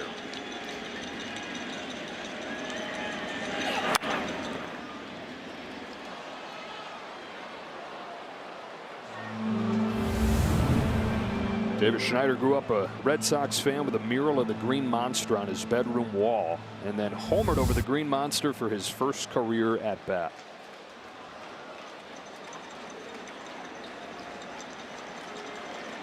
Looking hitterish. Down on that splitter. Doesn't matter how hitterish you look when a pitch moves like that. 2 up and 2 down and a couple Ks. Up comes Vlad Guerrero Jr. Homered in the first inning. Homered in all 3 games. You go back to game 1. And they said that the whole dugout kind of exhaled when he did that in the first inning, because no matter how deep they are, so much is tied to which version of Vladimir Guerrero Jr. they get. And there's a fan on the field that security's going to make quick work of. That would have been a 15-yard penalty based on how they got to him. And now he's got a buddy on the field. It's not going to end well. Oh, he's about to get blindsided. Good form tackling.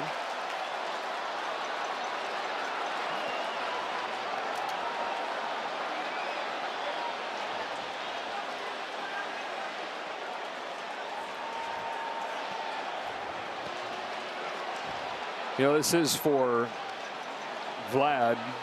What he's doing in this postseason here, it's everything that they had envisioned that he would do. It's everything that the expectations were that he would do from the time before he even got into the major leagues. John Schneider, who was his manager in AA, tells a story of people chasing the bus, trying to just get his autograph. He's a AA kid at that point, and he gets there. He's the hope. He's the face of the franchise right away. To watch him deliver like this has been really neat. Listen, he's seeing so good. He let everybody know that was somebody on the field before anyone else. So he's seeing it all. He's seeing the ball like a beach ball. It happens when you're in that mode. You just love it as a hitter. And right now, why not? He's in rhythm.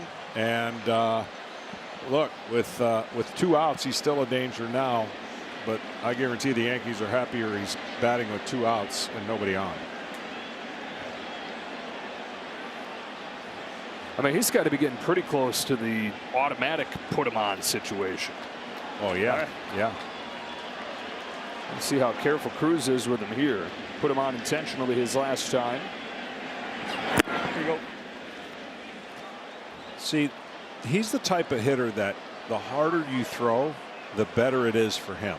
He's not a winded up swing from the heels type guy. We talked about it in game 2, the rhythm of his toe tap and the way the bat and his hands go back. It's all a timing mechanism. Chopper, past Rosario. On for the 3rd time. And see, that's just an easy swing. There's no effort there. He's a strong hitter, but not necessarily just a power hitter. Little toe tap. And then when it gets down, the hands are back, and he can hit a ground ball for a hit. Normally, ground balls go to die, but he's locked in. He's a hitter first. Yeah. Hitter and then a slugger. And it looks like that is all the last from Fernando Cruz. Vladimir Guerrero Jr. has a home run in all 3 games in this series, but you look at the full line, he is 8 for 10.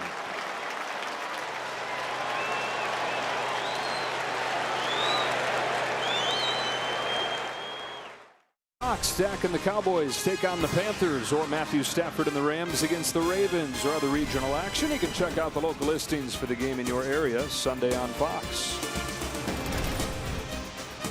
Uh-oh. Spooky. Full moon. Well, the starters for the Yankees in this series with a 16.88 ERA.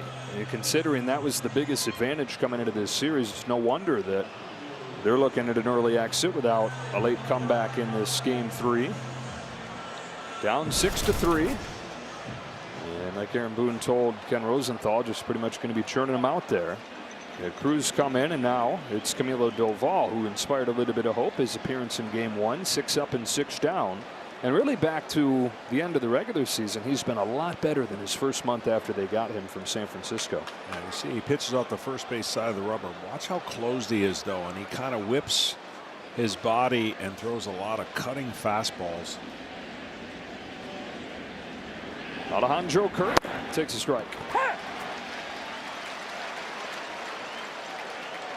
He would be the polar opposite of an arm swing versus Shane Bieber. You're going to see this tall, slender guy just let it rip.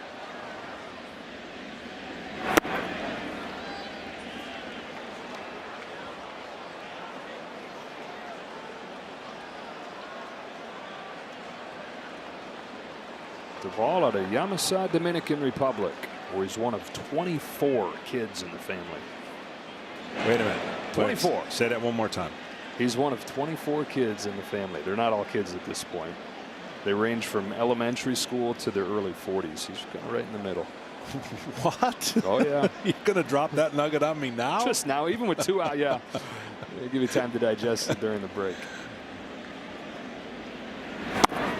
1 ball and 2 strikes on Kirk.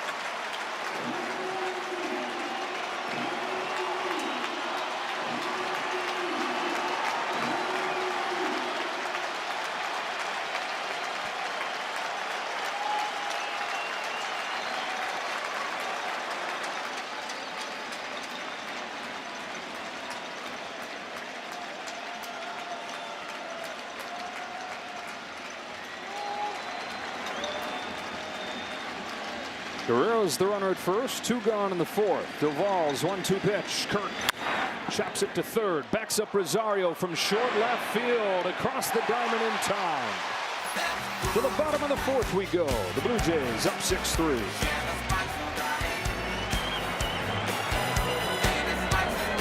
Volpe comes up to start the 4th for the Yankees, down 6-3. Got 2 runs in the 3rd inning to chip away a little bit. And Volpe leads off against Mason Fluharty with a cutter high. Volpe struck out his first time and has struck out 9 of his last 13 times at the plate. Flashing back to what it was looking like for a lot of the second half when there were calls for his spot. Had a strong last couple of weeks. He's been dealing with a shoulder injury for a lot of the year that kind of flew under the radar. But he got a shot in that shoulder in early September. Been much better since. 24-year-old in his 3rd year. A lot of pressure coming with where he plays, where he's from. He's a local guy that grew up a Yankees fan, and Yankees fans are very familiar with his story at this point. But for the rest of you joining us from around the country, getting to know these teams this postseason, he wanted to be the next Jeter, and then he blinks, and he is. He's the shortstop for the Yankees, and the top prospect coming up with a lot of expectations and a lot of pressure. He's down on strikes again here. 1 gone in the 4th inning. T-Mobile is the best network in the game, and it's now the best network in America. Here's Wells.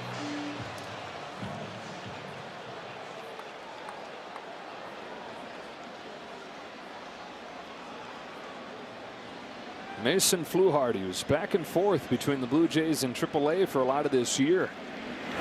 Like a few guys, came up, had a great finish to the regular season, made his case to be a leverage arm, and they were looking for as many left-handed relievers as they could find. Even some guys that had hardly pitched in the majors, like Justin Brule, hadn't been here in a month. They carried him, specific to this Yankees lineup, that they've been able to silence. Yeah, and they knew going in, obviously, once they saw who they were going to play. The Yankees have a lot of left-handed bats in their lineup. That's how they stocked and made decisions. 2 starters didn't make the roster, and Scherzer and Bassett. They put in some extra lefties. Look for one of those guys, if not both, maybe to make the roster moving forward if the Blue Jays were to go on and win.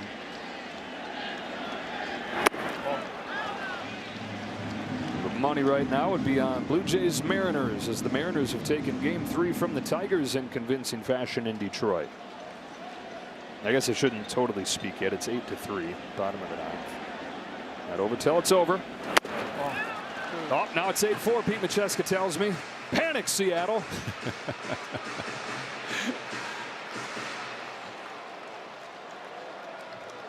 Make the fan base do math. That's what we were talking about in Toronto. Get your calculators out. Full count on Wells with the top of the order on deck. There'll be one more hitter for Fluharty, the left-handed batting Trent Grisham, and then you've got Judge. And you saw Lewis Varland, who has been their highest leverage right-handed arm, ready to go for him. 3-2. Into left. Barger's out. He says that he's got it and then loses the ball. Wells into second. Barger in the game as a pinch hitter earlier, not for his defense. They give up some defense in bringing him in, and it shows right there. Yeah, I don't think this is his fault. I think the left fielder got to call him off. When the ball's up that high and the third baseman's got to go with his back to home plate, I think this is the left fielder, and he just gives way to him, and that's what happened.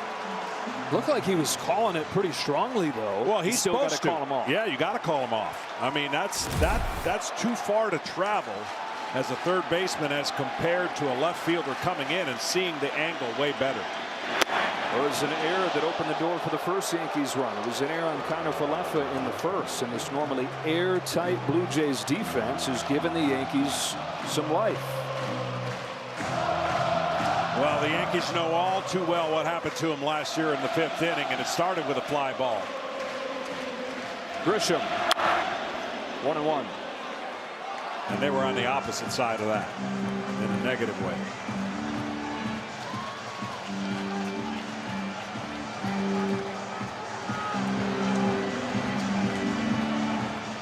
It has had the feeling throughout this series so one-sided that the only way the Yankees could get going was if they got a little bit of help.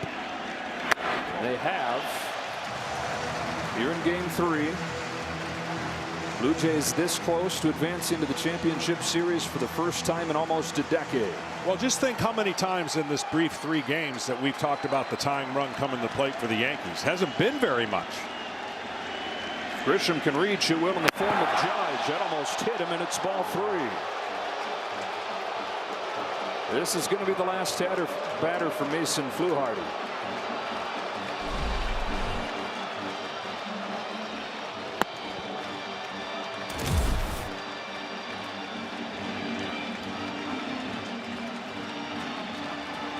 Trent Grisham.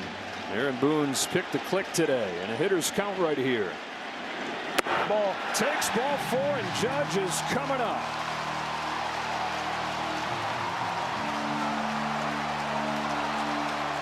The game has again found Aaron Judge.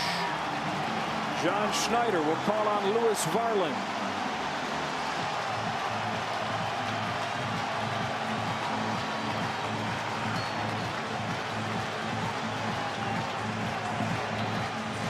Judge with another chance to make his mark.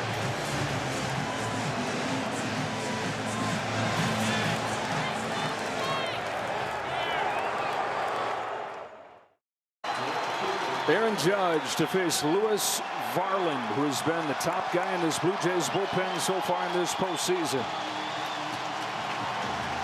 He came in to face Stanton with the bases loaded and 2 outs and struck him out right after him with a couple breaking balls and then a heater. Chopper down the line and foul. Judge against Varland in his career is 2 for 5 with a pair of home runs. In this game, he's 2 for 2. He's hitting .500 in this postseason.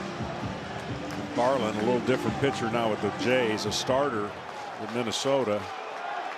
His velocity has gone way up as a reliever for the Blue Jays. Tom Touch 101 in that at-bat against Stanton you were talking about. Here's the 0-1 pitch. And a swing and a miss at 100, strike 2. How many chances is Aaron Judge going to get? This is a fastball with just, I mean, that's a great swing. Just a tick late. One of the early turning points of this series, the 6th inning with the bases loaded, nobody out in game 1, battling against Kevin Gausman. He struck out. His biggest spot since. On a 2-strike pitch. Hits a drive down the line. If it's fair, it's his moment. It is. It's tied.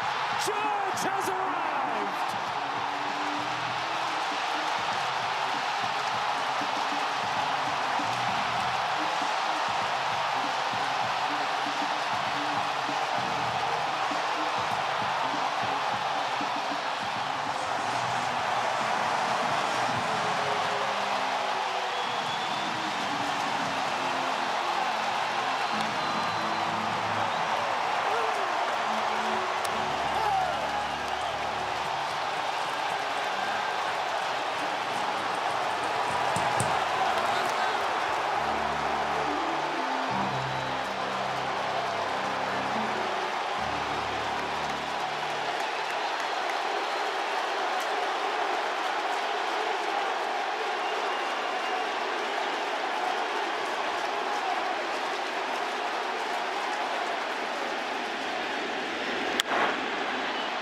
Bellinger to left center field. Schneider's got it. Aaron Judge and the Yankees take advantage of the air. If you keep giving him chances like his regular season, the numbers are going to start turning. This was 3 inches, and that 3 inches off the foul pole may have turned this series and Aaron Judge into a different conversation.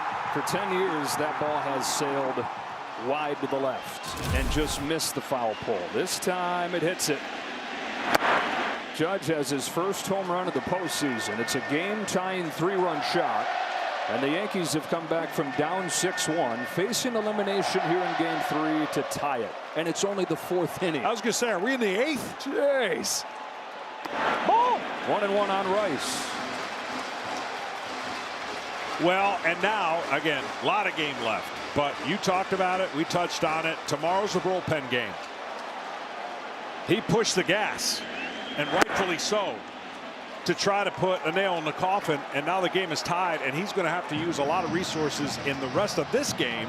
He could still win it, and then use a lot of those resources tomorrow. Well, like I was saying, Jeter said about the 2001 season, they knew if they could just win the one game, they felt like it was over. If they got the one win, they thought the pressure went on the A's. They got that one win. They rolled the A's in Game 4 and won it in Game 5. Yankees are saying if we can just win this game. We got Cam Schlittler going tomorrow, and who knows in Game 5. We get it back to Toronto. And as crazy as this game is turning out to be, it really was a drop fly ball that has really spun this game into the Yankees' favor after a walk, an easy pop-up. It was a drop fly ball that bottomed out Aaron Judge's postseason resume, and it's a drop fly ball that reopens that book and allows him to write a new chapter. The only thing better would have been is if this was the 5th inning, right? I mean, this ball is going to be caught 99 out of 100 times. And again, Barger was in the game because he pinch hit earlier. John Schneider was going for a big hit in the 3rd inning. They made a change that made a defense that was already not as good as the normal lineup would be. They were playing for a little more offense in the outfield. Made it even worse in the infield. And the 2 guys that are in there because of their bats, Schneider in left, Barger at 3rd, together on that play let him down. And Judge took advantage. He finally has his big October moment. Will it extend that of the Yankees? They were down 6-1. They've tied it up. And now who knows where this is headed.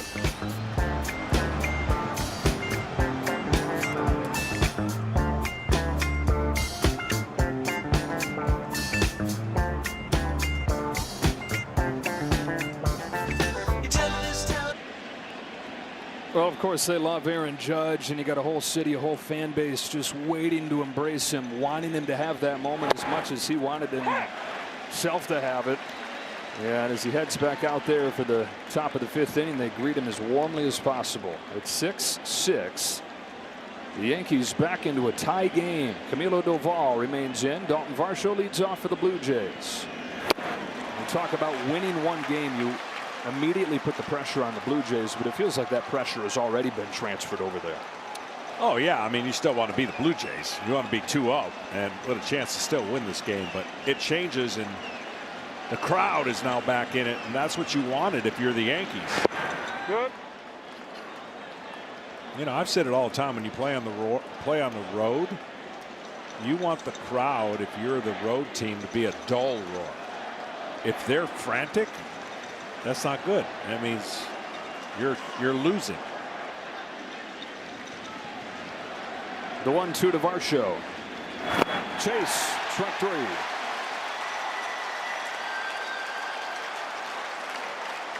Well, with that one big swing, he checked the last box. He's got the home run in the big moment, but he's already got a career high with 11 hits in this postseason, and this is just, 6 games in? Yeah, but what he did right there was so impressive for me because he got blown away on the middle of the fastball, but it was a good swing. I just said he was a little bit late, and well, he wasn't late. You can't be late and hit a ball inner half and not have it hook and hit it down the line like he did. It's out. I mean, it was so impressive. If he gets this ball out front, then you got a chance for that ball to hook, but he stayed back and kept his hands in, and oh man, what always the round foul pole. Ernie Clement deep to the left field corner. Bellinger on the run. It'll bounce off the warning track, and Clement is 3 for 3 in this game. 6 out of his last 7.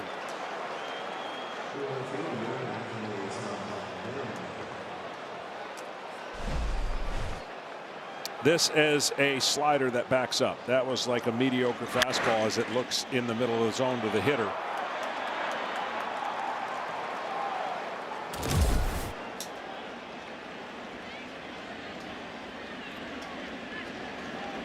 And out Santander. Knocked in a pair his last time up. Over to bat left-handed for the first time today. Switch hitter takes outside, ball 1. Blue Jays have not had a blown lead loss of more than 4 runs this year. We've seen a 5-run lead disappear here. You don't have to ask Blue Jays fans if coming back from 2-0 is something they need to worry about happening against them, because they were on the right side of it back in 2015 against the Texas Rangers. They were down 2-0 in that series, came back to win it. Jose Bautista's bat flip, the lasting image of that comeback. But 90% of the teams that have gone up 2-0 in a best of 5 have finished it off.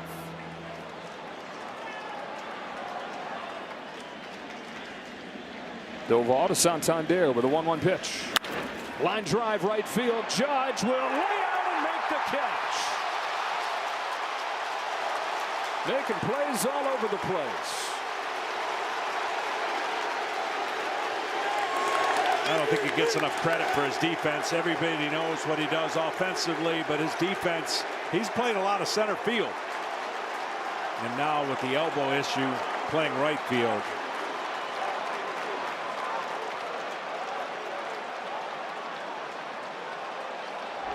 That is going to do it for Camilo Doval. Get some help from Aaron Judge. With Addison Barger coming up, back into the pen goes Aaron Boone.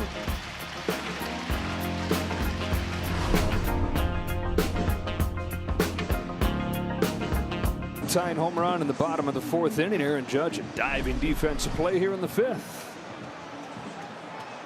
Covers a lot of ground. The new pitcher for the Yankees is the lefty Tim Hill. He's on for Addison Barger. Swing and a miss. Hill out of the bullpen in the first game. 1 1/3 scoreless innings for the funky lefty. And you know, Barger would love to atone. It was Barger's error that opened the door for Judge's game-tying homer.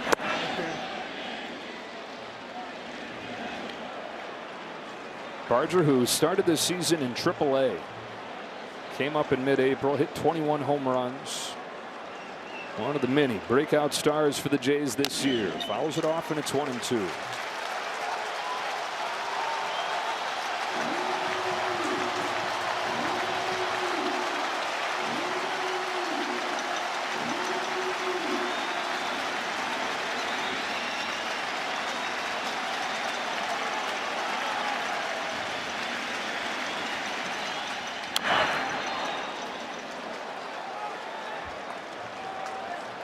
A 25-year-old who was born in Seattle, high school in Florida.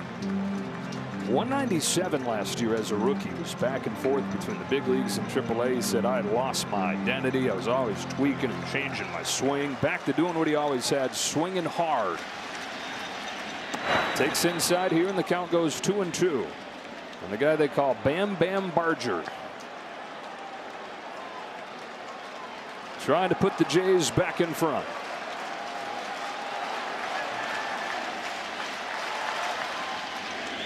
Down swinging. Tim Hill does the job. Halfway home in a 6-6 game.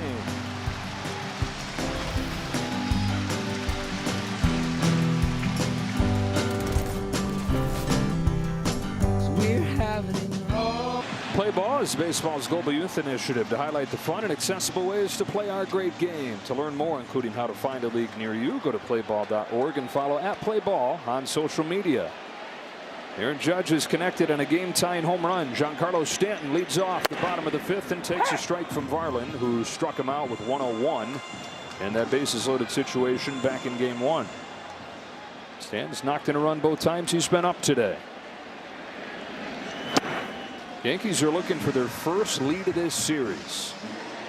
Very much alive here in Game 3.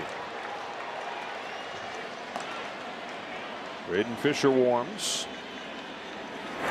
Dueling bullpen games here with neither starter making it through 3.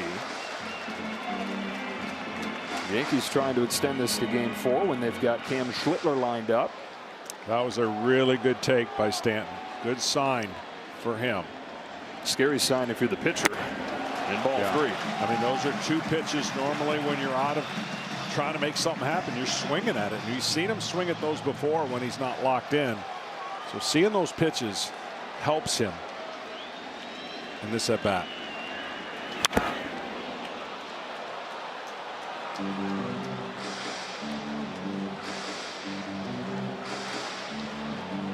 Now for 2 days in Toronto, it was Vlad and the Blue Jays stars delivering.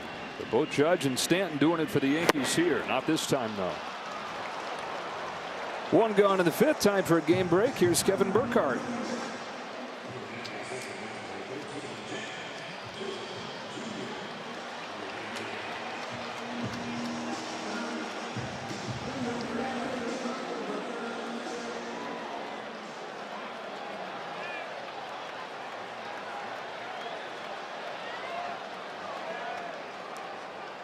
Trying to get to the championship series, Kevin, for the first time since 2001, when that record-setting season was ruined by the New York Yankees. Jazz Chisholm laid off, 1 ball, no strikes. It's a fun MVP discussion, but it's Judge. I don't know. I hear you. I hear you. I'm just telling you, the position that Cal Raleigh plays is not a normal position. If there was a player that had his numbers that was a left fielder or an infielder, hands down. But I'm telling you, he's going to get way more votes because of the position, what it does to your legs, the involvement you have. So it's a better discussion. But I would say 99 out of 100 times Judge has that year. He's an automatic MVP. There's the drive to deep right field. New York leads for the first time in the series. Jazz Chisholm goes deep.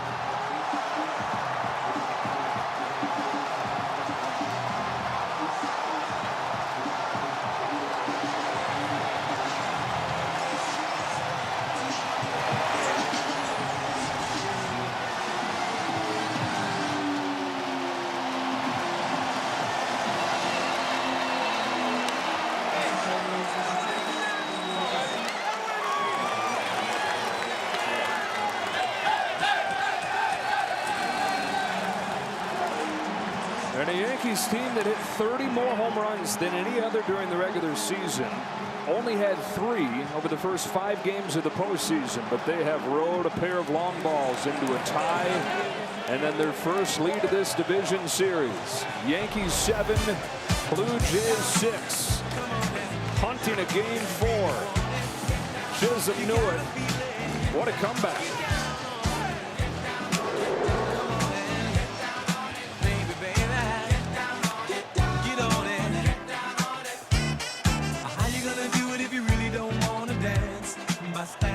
Well, it's Judge's first home run of this postseason that tied the game. It was Chisholm's first home run of the postseason that's given the Yankees the lead. And it's Braden Fisher out of the Blue Jays bullpen, already the 3rd reliever that they've used. 7-0. Rosario with a looper down the left field line that'll sink in. Rosario heads for second. He'll get there standing. It's a double.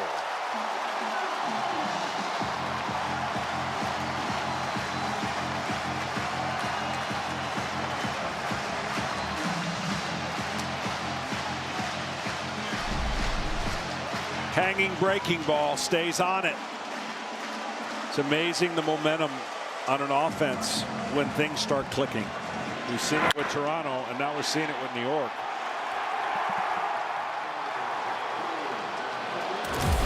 Seven runs on 8 hits for the Yankees. Volpe trying to get involved. If Volpe can stay center field to right center, he'll stay on the ball. But trying to pull everything with Volpe mechanically, when he gets connected, I'm telling you, he's going to have good numbers. But his hands, watch his hands, and the movement that he has from his hands down to a hitting position is the mechanical funk that you get in as a hitter. His hands will start up high, and then he drops them into a position to be in a position of strength, so you can either go and attack the ball or you can take. And that is where he's at right now, and when he's going good and when he's not. Hands up high, gets ready to bring him down. And see that timing of being in between is what hitters deal with. We had always talked about him kind of stepping open, pulling open, but Aaron Boone was saying, yeah, it's because he's late with those hands, and then he hurries to try and catch up, make up for it.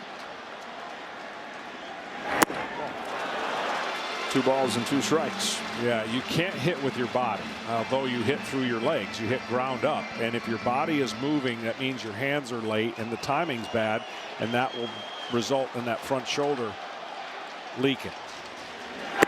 He's worked it full. That right there, again, always sometimes you got to look at a hitter and say, those were good takes. Now, if he doesn't get ultra aggressive here with a 3-2 count, he won't swing at a pitch away after seeing those breaking balls.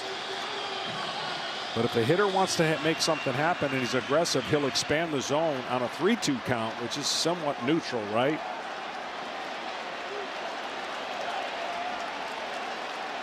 Rosario takes his lead at second as Fisher brings a 3-2 to Volpe.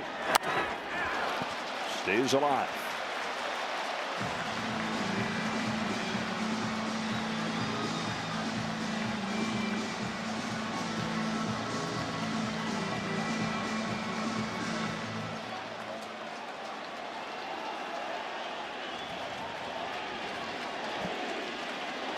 Another 3-2. This time he got him. 3rd strikeout of the game of Volpe.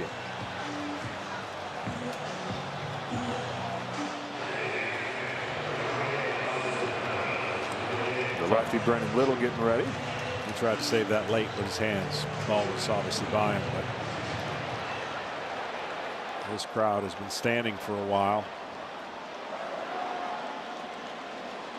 It's Austin Wells, the 9-hitter.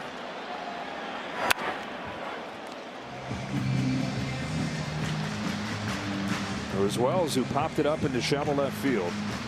In the 4th inning, what looked like it was going to be the 2nd out of the inning, no big deal, but dropped by Addison Barger.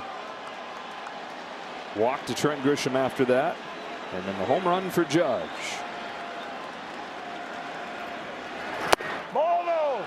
Checked his swing, and it's 1-1. It's funny, early in the season there was so much talk about the bats, right? And I don't care what you have up there. I don't care if it was legal to have 3 times the size of barrel. If you can't keep that barrel in the zone, you're not going to hit it. Nasty breaking pitch. Yeah, Wells is one of those guys that broke the internet first couple days of the season. They scored those the back-to-back games, 10+ runs, 32 runs in 2 days against the Brewers. He had a couple home runs. Yeah, how about that? How about the start of the season for the Brewers and then where they're at now? Yeah. It looked like, oh, they may not be ready. Well, they're ready.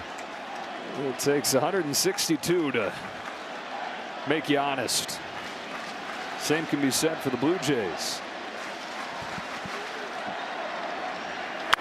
Ground ball right side that gets by Guerrero. Here comes Rosario. Santander's throw, no chance. Throw to second late. No, they say that he's out. Wells says, I don't think so. I don't really either, but maybe we're both crazy. I don't think they They've used both challenges, and so that's going to be the call. That's why that was such a tough second challenge that didn't win.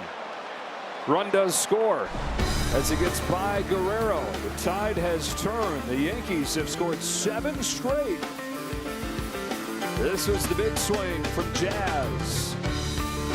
Yankees music trying to extend their season.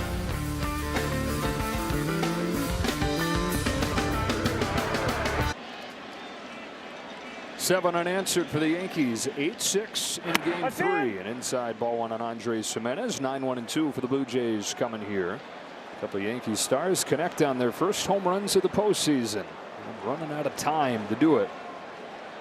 Got not led before Chisholm's home run. Had one and the 2-out hit from Austin Wells. And you're going to have David Bednar potentially for more than an inning. Hasn't pitched yet in this series. Advantage Yankees at this point in what has become dueling bullpen games. Jimenez down the line foul. Well, this really should be his last hitter, you would think. Springer coming up, but maybe he'll go batter to batter. He's got some action in the pen right now. He struck out first guy that he faced. He's got Jimenez and then Springer and then Schneider's after that. Here comes Judge again to pick it off. Good first step, and then Aaron Judge for the first out. So one more to fulfill the minimum for him. I'm not seeing too many smiles crack through there like he just did from Aaron Boone, whose team has been in this spot before, has faced elimination before. Springer takes the ball and has responded. Really down in the standings. This game has kind of mirrored the season, has mirrored the Yankees coming back at the end of the regular season. And then doing it to the Red Sox in the wild card round. Tell you what, though, this looked like a runaway train. It looked like the Blue Jays were never going to slow down.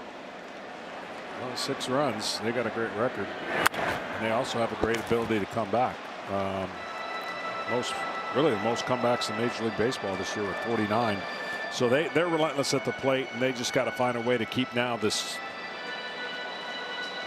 Yankee last 3 innings scoring 7 runs. 2 and 2 on Springer. There's an eternity left in this game.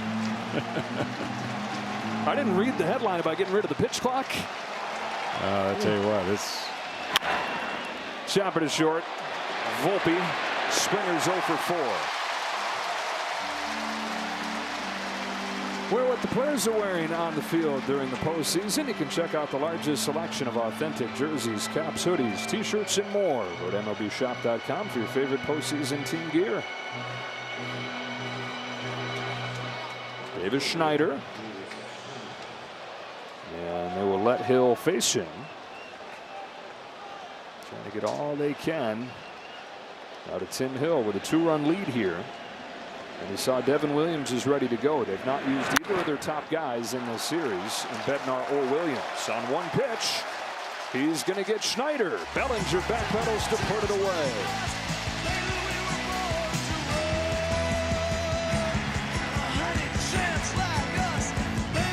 Top of the order coming up for the Yankees, leading this game 8-6, trying to force a game for tomorrow. Brendan Little is the fourth reliever to come in for the Blue Jays, trying to be the first one to put up a 0. Fluharty, Varland, Fisher all giving up at least a run. Little pitched a scoreless inning in game 1. And he'll face Trent Grisham, who's doubled, walked, and scored twice.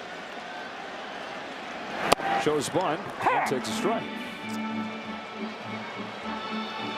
Aaron Judge to follow. 3 for 3 with a home run and 4 driven in this game.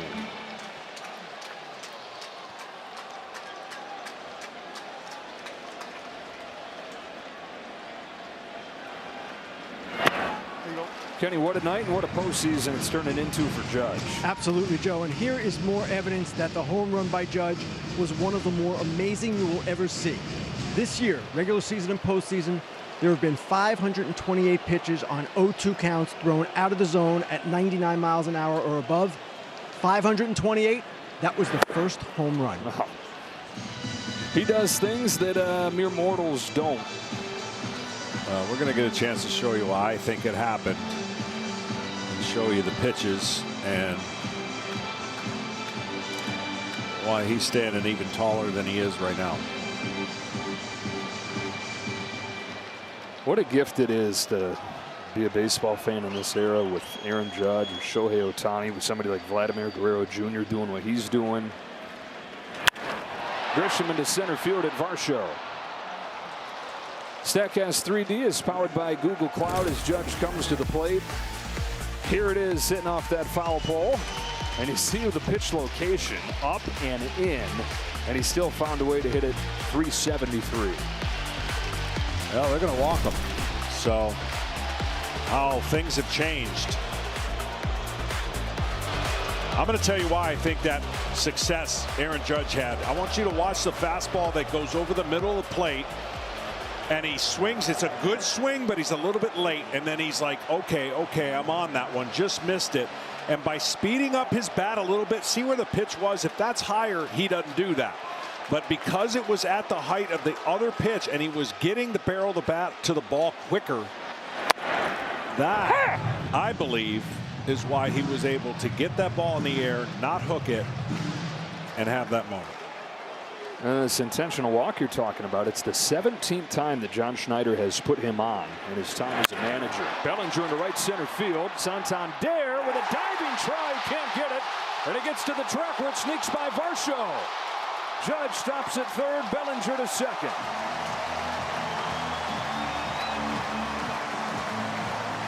That, by the way, is the first time the Yankees have come up with a hit after the intentional walk to Judge over those 3 seasons. Well, this ball has such top spin going down. This ball is diving hard, and as he dives, the ball just gets down quicker than he anticipates, and that's why it went underneath his glove. He took a good angle, but this ball is just screaming down more than it's carrying. Defense has deserted the Jays a bit tonight. Would have been a tremendous play, but certainly a topic of discussion. Normally so good. He's had a hand in the Yankees coming back. 1 ball, no strikes on Ben Rice. Connor Falefa had the air in the first inning. Barger had the air in the 4th inning. And now Santander, heck of a try, but he comes up empty. Rice takes ball 2. Schneider's really in a tough spot. I mean, the game is close. It's 8-6. You feel like if the Yankees get a hit here, it's going to change the pitchers selections moving forward because of the resources you're going to need for tomorrow.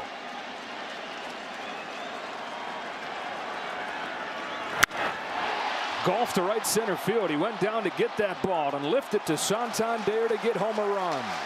Good piece of hitting by Ben Rice to make it 9-6.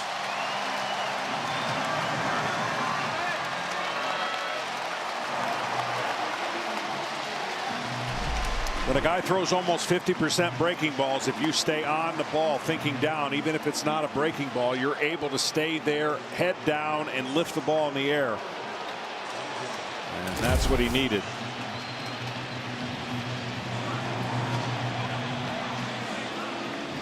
Yeah, and another change coming.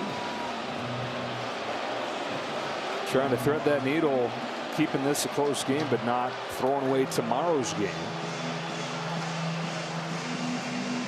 Something after the break, I want to talk about what the Yankees have seen.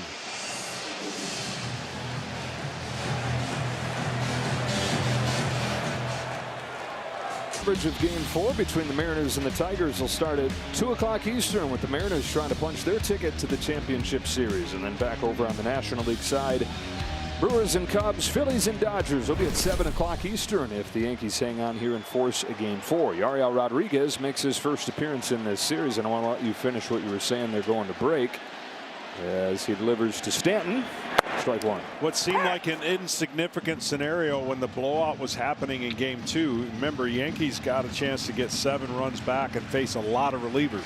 Well, some of those relievers they've faced again today, and if they win the game, they're going to face again tomorrow. The more you see the relievers. So it wasn't insignificant, those 7 runs and the opportunity the Yankees hitters got. Check swing in front of the plate. That's fair ball. Kirk down to first. That's the inning. Yankees get another. They've scored 8 straight and lead 9-6.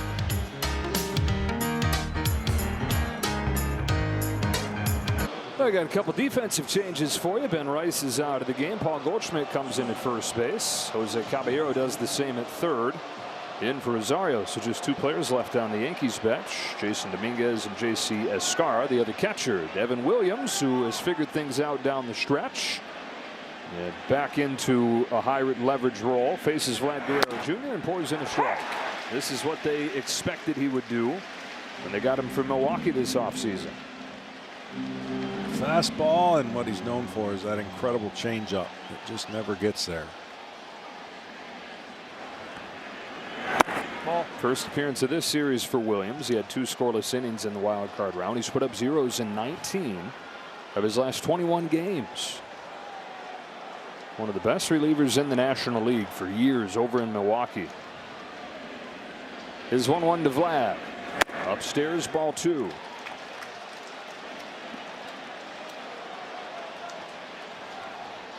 Eight hits in the 3 games for Vlad Guerrero Jr. Homer, intentional walk, single today.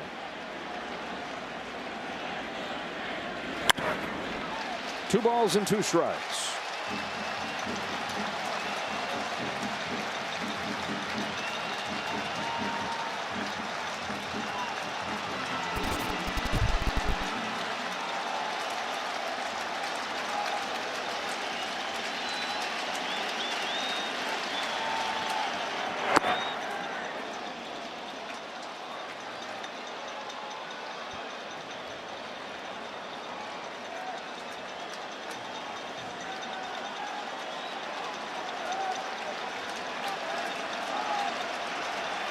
Vlad Jr. starting the 7th. Flips it into shallow center field. It'll be Volpe or Chisholm. They come together and Chisholm makes the catch. Whew. Well, we take a look at Fox Foresight, powered by Google Cloud. Blue Jays have 24% chance of scoring 3+ runs the rest of the game. You mentioned the most comebacks in baseball this year and a franchise record, 49 comebacks.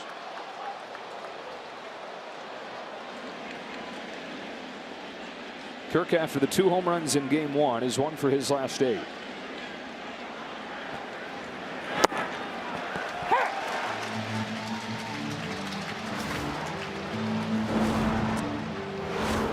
If you're Williams, you don't want to leave that change up middle into Kirk. That's that swing path that he loves.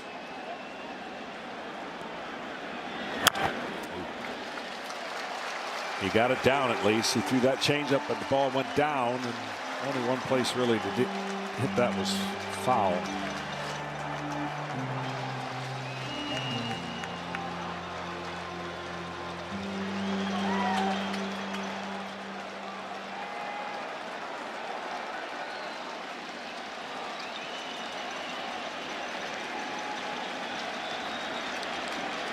Williams to Kirk 0-2. On the flip side, the Blue Jays haven't seen the high leverage guys for the Yankees because there hasn't been no situations other than in the regular season down the stretch. So Aaron Boone's hoping to have plenty of opportunities to use those guys for the foreseeable future. Wow, now that's close. That was really close. Almost impossible to get in this booth, but that was. If we had reached out, we could have done some fan interference there. Reached out over the playing surface. Caught it right there. Yeah, it was close. Catch it, Rick.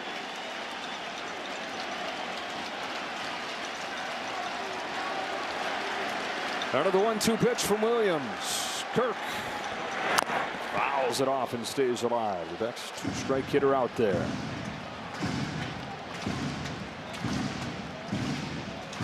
Neither starter made it through 3 innings in this game. When you look at the bullpens, Toronto's given up 6 runs in 3 1/3. The Yankees have given up no runs in 4 innings.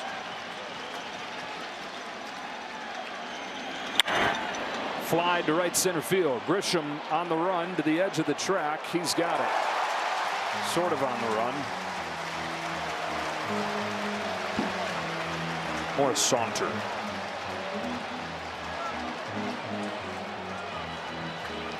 Hey, we want to say hello and best wishes to Terry Harrison, all-star graphics operator who is at home recovering. All of us thinking about you, Terry. Can't wait to have you back. Can't wait to see you sooner rather than later. 9-6 game. Yankees ahead of the Blue Jays. It was 6-1 Toronto. Varsho with 2 out. Had 6 runs over the first 3 innings, and it's like, here they go again. They're going to do double digits again. It was looking like. Yeah, and again, you know, it's a little bit misleading, but 13 runs in the last 2 games off the Blue Jays bullpen. Yeah, we had the 7 runs get things going towards the end of game 2. And at the time it was like, no big deal, but you touched on it. You forced other relievers into the game. Maybe you got some momentum as hitters.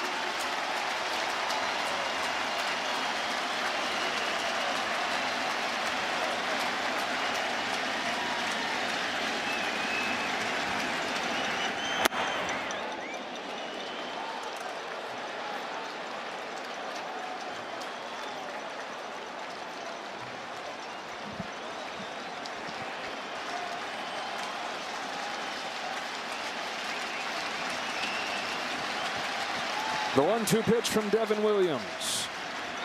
Got him! It's a 1-2-3, top of the 7th for Williams. And we stretch at Yankee Stadium as the Yanks try to force a game 4, keep their season going.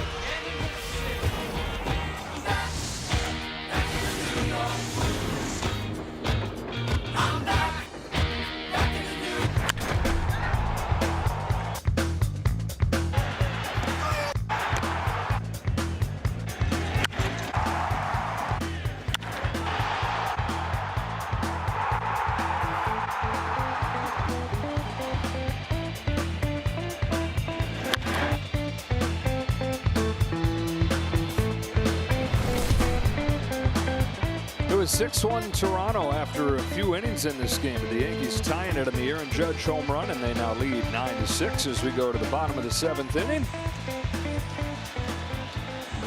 Judge hitting .500 in this postseason, having himself a heck of a game today. He's already got 11 hits in this postseason. He's matched a career high with the 4 RBIs tonight. His 3 hits already has tied his postseason career high. He was doing everything besides hit the home runs coming into this game. Well, he's gotten that too, and he just might have extended the Yankee season. Yeah, I said yesterday, or the game 2, there's no moral victories. But I think there is, when you think about what the Yankees have been through. 7 runs and they were getting blown out.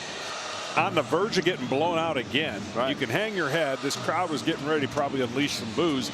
And here they are with a 3-run lead. So momentum, narratives, all things you got to change and block out in a short series. You know, it's kind of a hidden hero in this whole thing. He got blasted, but Will Warren covering the last 4 2/3 of that game. That's another sneaky one that is playing a role here. You're getting these guys coming into the game for the first time, these top relievers. I'm telling you, there were so many things that I picked up in that game, and I know Aaron Boone, probably when you lose and it was an ugly game, you don't look at those things.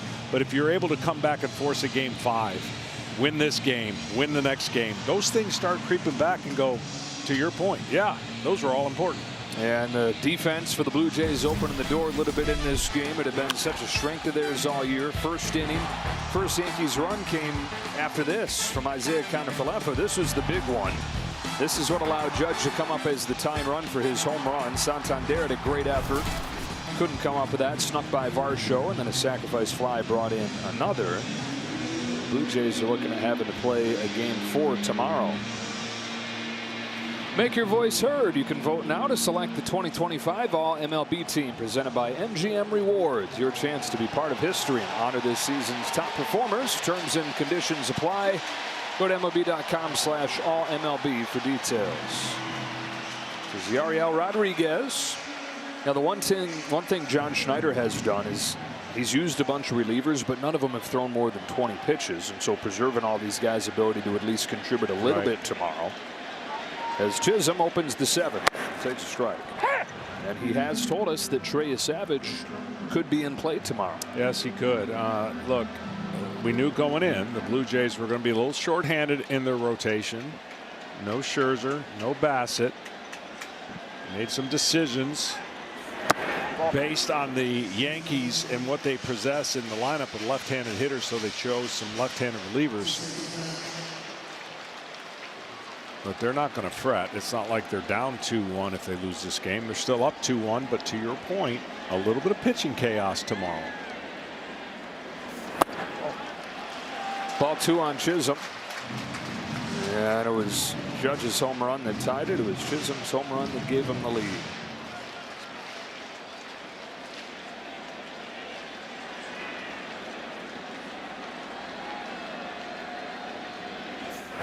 2-2. Kenny? Here's a thought for you guys just to consider.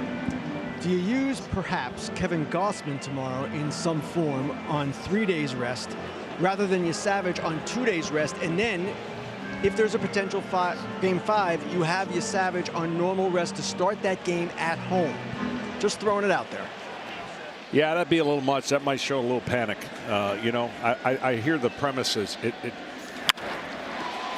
Towards left center field. Schneider's there. But then you're asking one of your best starters to pitch on short rests and then throw the young kid into a winner take all if he had to. But I just think that the Blue Jays in their plan of attack has worked perfectly until tonight. And it's just one game, so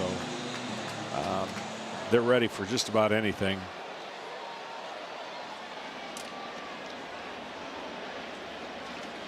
First at bat of this game for Paul Goldschmidt. Came on defensively last inning. Started at first base for a lot of the year. Ceded time down the stretch to Ben Rice. And has only started one game in the postseason, but he's 4 for 7 when he's had his chances.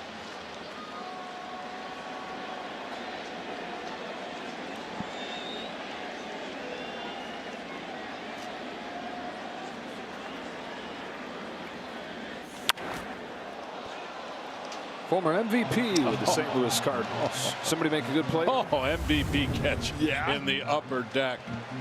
Oh, man. Oh. With a glove? No, just straight hand up, ball in the hand. Barger. 2 out. And a quick word from Strauss. From the fields we farm to the fields we play, work wins the game. Strauss and Major League Baseball. Gear for any season. And Justin Brule, who was probably the last guy on the roster beginning to warm, it shows you that John Schneider is starting to line things up for tomorrow.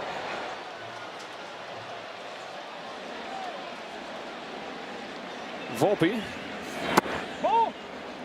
has struck out all 3 times.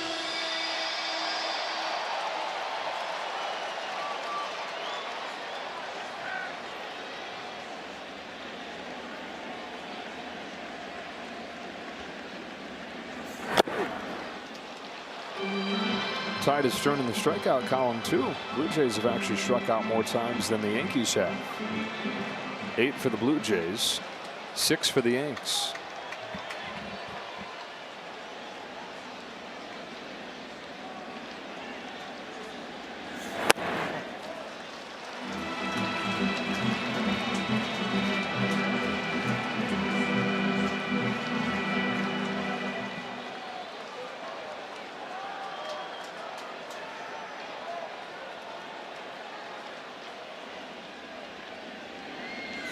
That's in!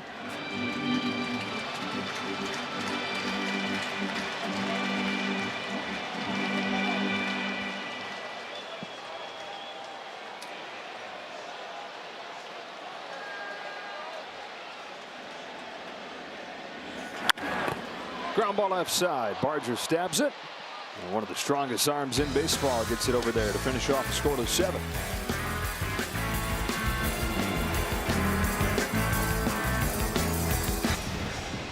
Well, the Blue Jays and the Yankees playing in the division series. 162 games is not enough to decide it between these teams. 94 wins apiece, tied in the regular season. Blue Jays took the division with the head-to-head tiebreaker, and it looked like they were going to cruise to a sweep here in this division series. But the Yankees, 8 unanswered runs with their season hanging in the balance.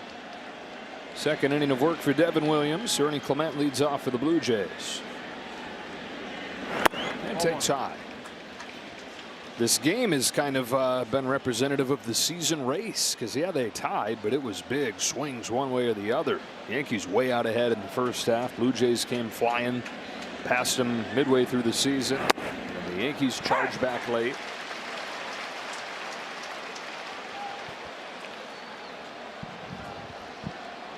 It would have been incredible if Toronto was able to keep the Yankees lineup at bay throughout the first 3 games.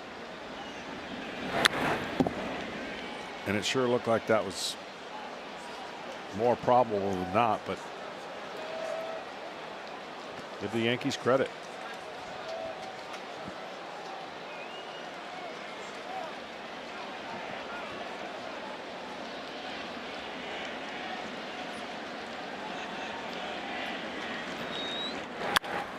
Clement through the left side, and Ernie Clement is 4 for 4. Blue Jays not dead yet. Leadoff hit for Clement here in the 8th. What a roller coaster it's been for these guys. Below 500, 8 games behind the Yankees 2 months into the year. That 10-game winning streak midseason that included the 4-game sweep against the Yankees in Toronto to take over first place. Would not lose it, even though they did everything they could throughout September there to hand it back to the Yankees.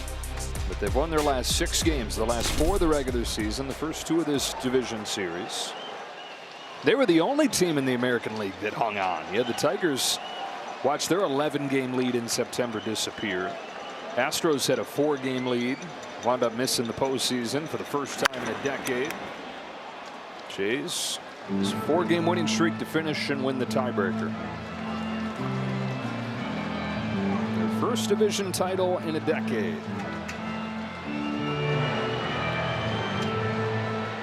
Tommy Nance.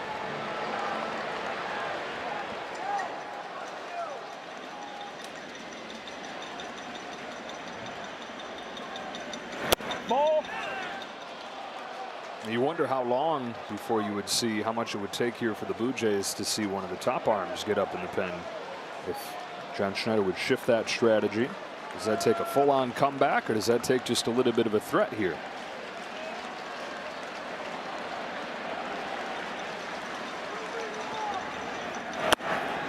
Well, when you basically only have 3 starters on your roster for this, you got 10 relievers, so they can keep coming out there one after another.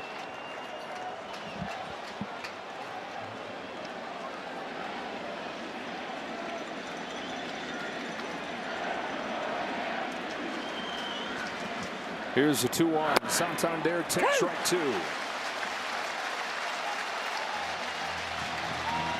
Changeup that Williams throws is more like a screwball, and what that means is that pronation of the pitch and the speed and the unbelievable tilt and downward action away from the left-hander is what he's been so known for. Ball, no. Checked his swing. Count is full.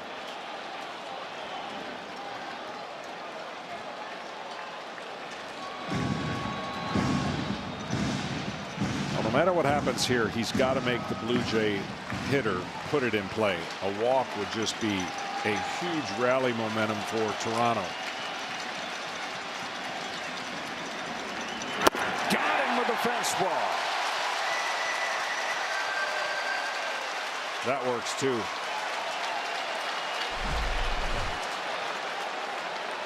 He really stayed on top of this fastball.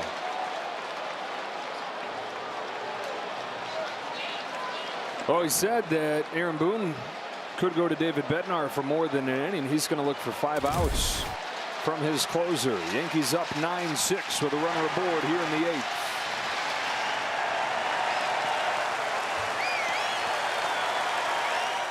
Blue Jays had 6 runs over the first 3 innings of this game. They have not scored since. The Yankees have gone off, lead 9-6. David Bednar pitched in all 3 games in the wild card round, making his first appearance of the division series here.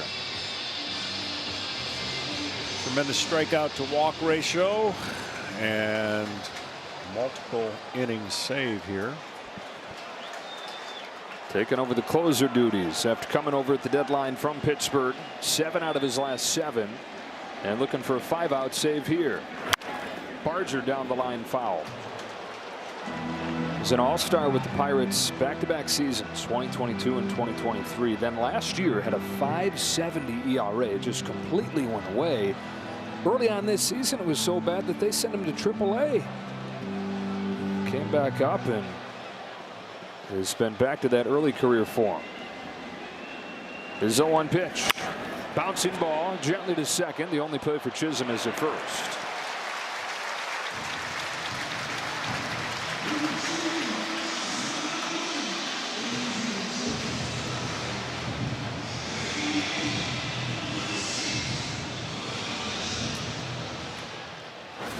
Well, for the Blue Jays,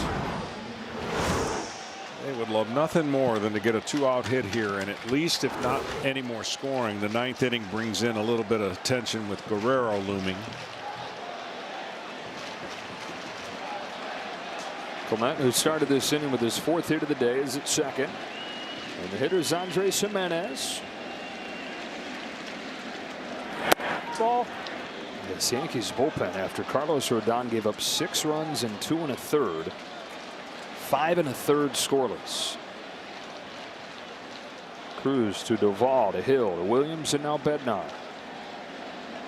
Is 1-0 in for a strike.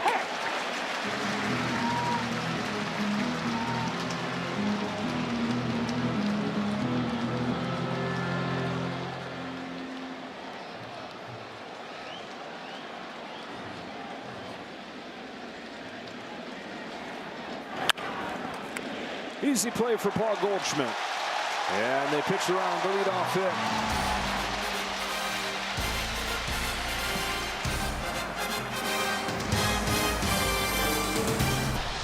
Coming up after the game, stay tuned for the postgame show on FS1, presented by Strauss. Recap both American League games today. The Mariners beating the Tigers, now on the verge of winning that series, advancing to the championship series. Austin Wells takes a strike from Tommy Nance, who takes over for the bottom of the 8th inning. Nance, who's with his 4th different organization. First half was in AAA, came up at the All-Star break, and he's had the best ERA on the team since coming up. 34-year-old fires, and Wells pops it foul. Trying to keep it right here. The Jays have the top of the order coming up in the 9th inning.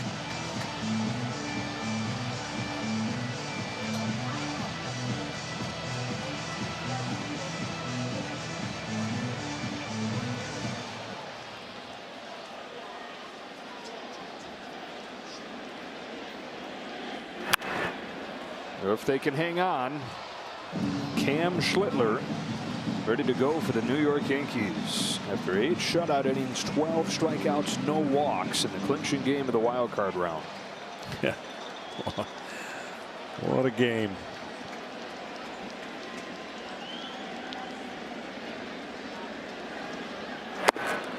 Similar to you, Savage, not much of a background. Schlittler started the season in Double-A. Had made 13 starts at the major league level before doing what he did to save their season. And as a Yankees fan, they'd sit there thinking, my gosh, we get swept. Going to leave him on deck. Base hit into right center for Wells.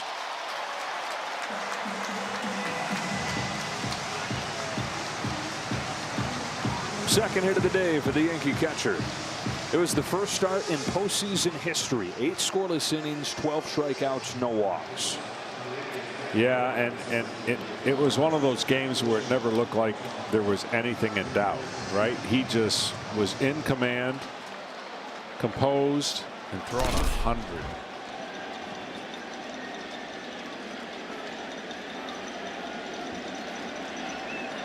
Back to the top and Grisham. Ball. And how about we may have Schlittler and Savage thrown at the same time tomorrow. Nathan Lucas, by the way, is in the game in left field, replacing Davis Schneider. So Lucas will be due up second next inning. Ball 2. 2-0 on Grisham, who has helped change things for the Yankees today. He came in 1 for 8 in this series, but he's doubled and walked and scored twice. Top 2 in the order have scored 6 runs between him and Judge.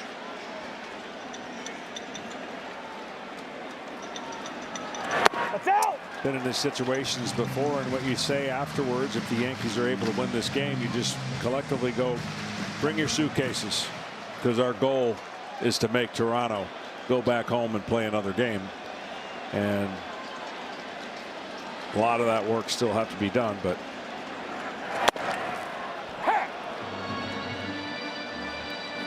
that would be Friday night.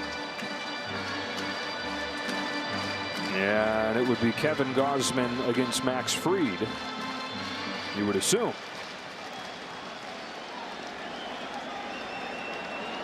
(3-1). And the Blue Jays scored 22 of the first 23 runs in this series. Since then, the Yankees have outscored the Jays 16-7, starting with what felt like kind of a meaningless little 7-run burst there.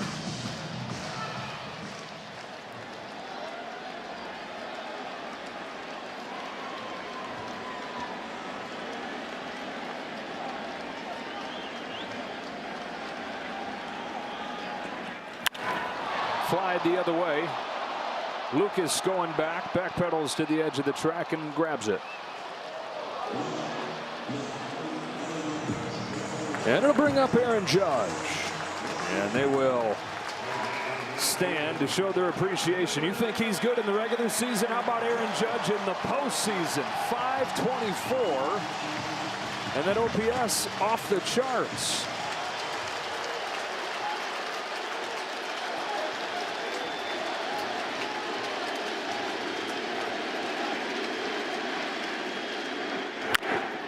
Chopper along third.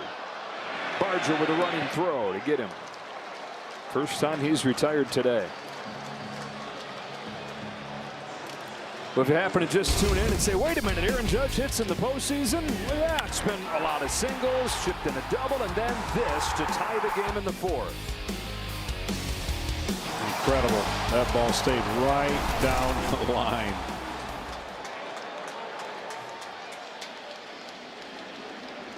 It had to feel like time froze for him as he watched that thing go down the line. The whole postseason narrative hanging in the balance as it's slow motion towards the foul pole. And it did stay fair. And it did change everything for him and the Yankees. They put Bellinger on intentionally here. Yeah, that became the fair pole. Foul pole, it means you missed it. And it went left of it. First and second for Caballero.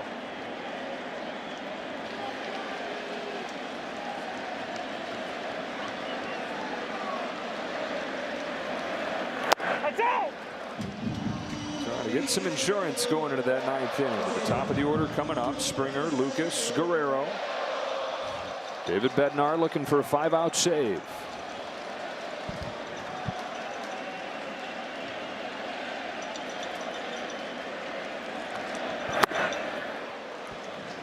Caballero known for his speed, and he's brought that to the Yankees, but he's also brought a much better bat than he ever showed in Tampa Bay. versatility. He's played 5 different positions. And an edge that Aaron Boone talks about loving.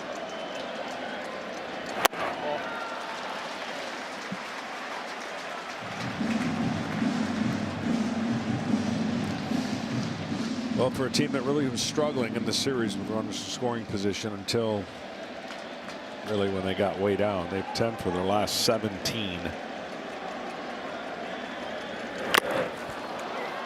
Going back to that latter part of game 2. And this is the more varied attack that the Yankees showed really over the last month of the regular season. As a team, they hit .290 with runners in scoring position the last month. It was not just the home runs. And they've had the 2 home runs today, but they have 11 hits total. Caballero hurt something on that swing.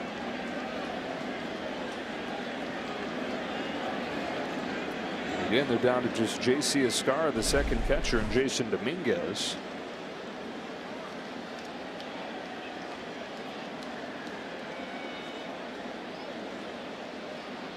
If Caballero were to have to leave this game, they'd have to play some gymnastics in the field.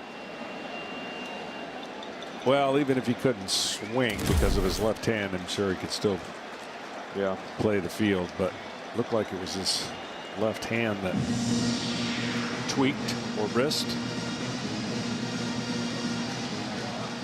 You'll know it's bothering him if he lays down a bunt here on a 2-2. Although he could reach his speed.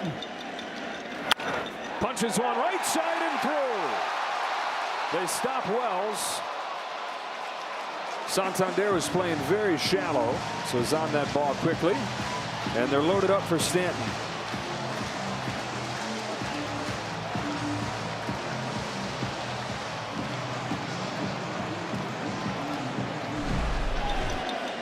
Just slaps it the other way. Big hole there. Seems like more guys could do that, but he had the perfect approach. Stanton pops it up. Who wants it? Clement. Here we go to the 9th inning. David Bednar against the top of the Blue Jays order, trying to get this to a game 4. His bullpen that gave up 14 runs over the first 2 games of this series has fired 5 1/3 scoreless innings tonight, and David Bednar tries to finish it off. Top of the order for the Blue Jays. A strike on George Springer.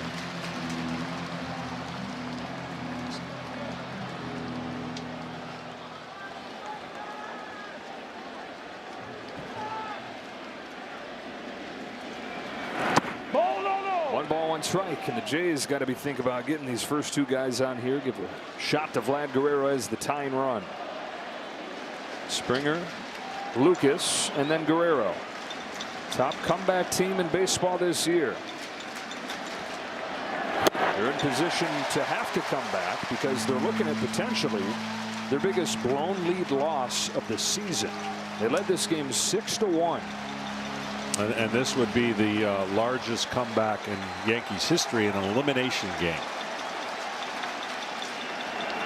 One away in the 9th as Bednar strikes him out in the splitter.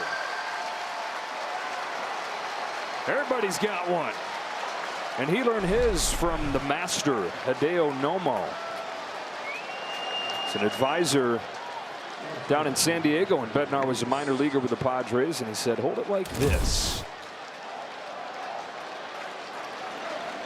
Lucas came on defensively last inning. 2 out of 6 at the plate in this postseason.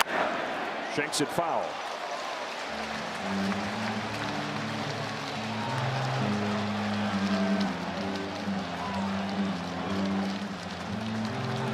As the Blue Jays start to think about a bullpen game tomorrow, they use 6 relievers today. But none of them threw over 20 pitches. Look out. So you've got probably everybody available again tomorrow, and then Eric Lauer, who is a converted starter, to give him some length. Top guys Jeff Hoffman, Sir Anthony Dominguez didn't use today. Those guys will be fully rested, can give him an inning plus. And where does Trey Savage come in for John Schneider?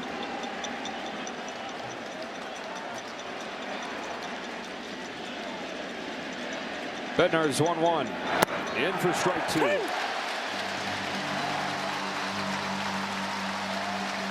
No question about who's taking the bulk of the game for the Yankees.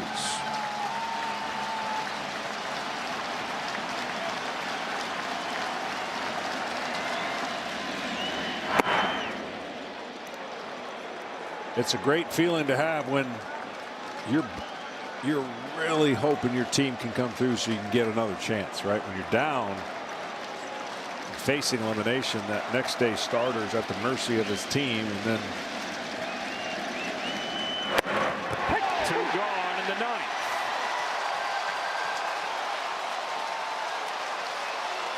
And out away from giving Schlittler his chance.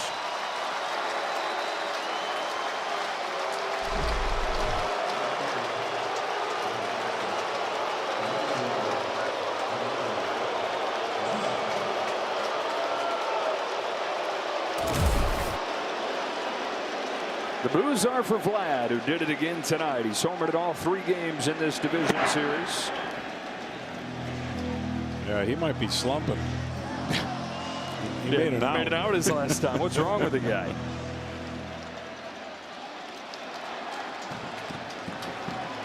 Eight hits in 3 games for Vlad Jr.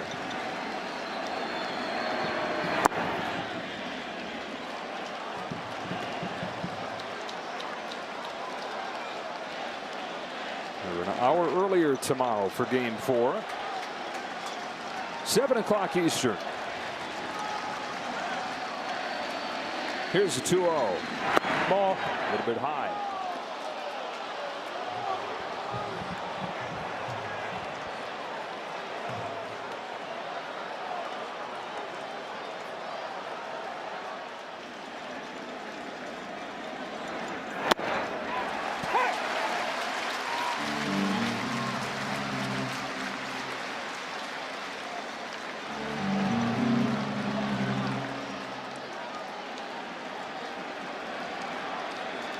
David Bednar's 3-1 pitch to Vlad Guerrero Jr. is swung on and missed. 3-2. 6 over the first 3 for the Jays. 9 through the middle innings for the Yankees to save their season.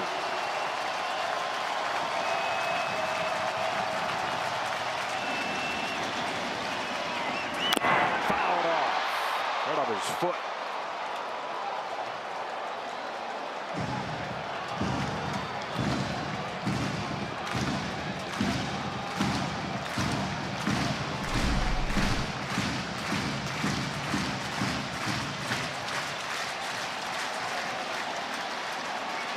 Back foot.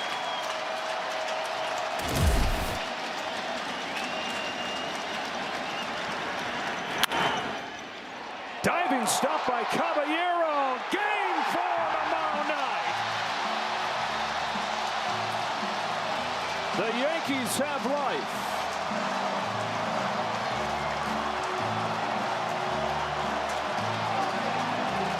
And it was their star. It was the MVP that breathed it into him.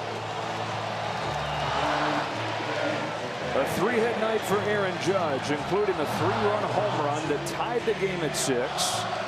And Aaron Boone's club comes from down 6-1 to win it 9-6. Yeah, we talked about in the open about flipping the script. Really, what Toronto had done well all series, that New York had to flex their muscles, and I didn't know it was going to take a 6-1 deficit for that to happen, but it did.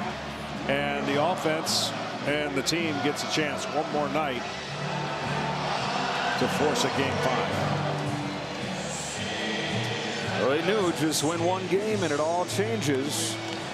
The Yankees not just alive, but with Cam Schlittler trying to build off one of the most dominant postseason performances we've ever seen. And a bullpen game countering for Toronto. How about this last out for Caballero? Pulled it on the ground. And a great play. And a happy crowd.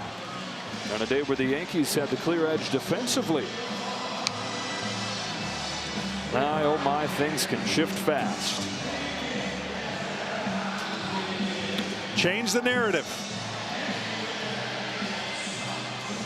Speaking of,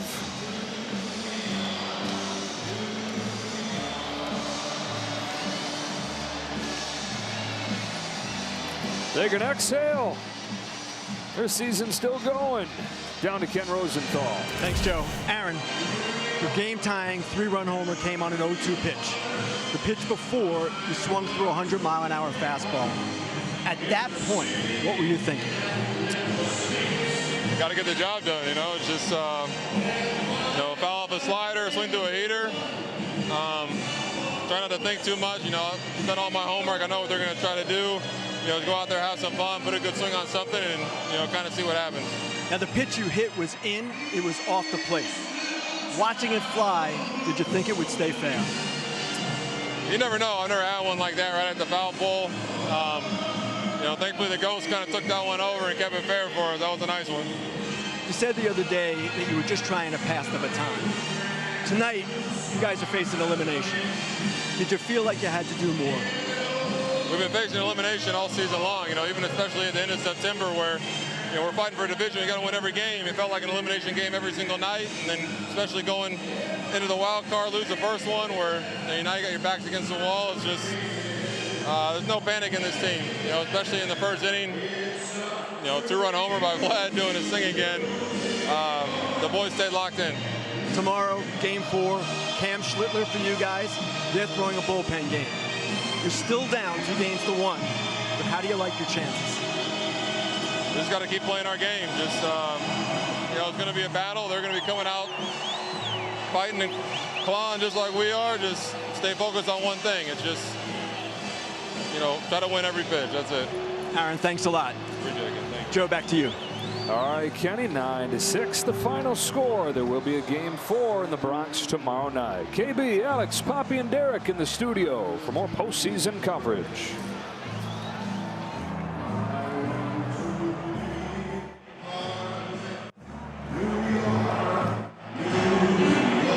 I feel like it was a momentum shifter, the game changer, you know, the whole series changer right there.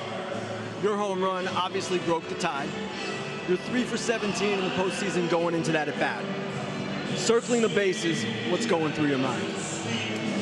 Man, I was just happy I got to do something to help my team win. You know, just trying to help my team as much as I can. That's all I was thinking. You know, we just need to get this win and keep on moving forward. That bat flip, it was kind of a bat chuck. How would you rate it?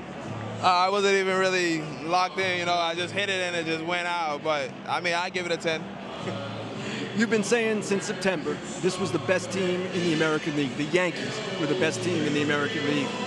Do you expect that to be proven out the next couple of days? Yeah, we're definitely trying to show you guys why we're the best team in baseball. And I mean, it just shows when it's time to go, it's like there's no give up with this team, and we're always here to battle until the last out.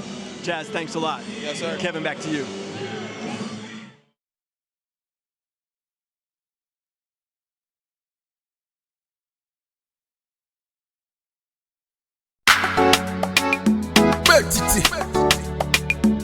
God bless you.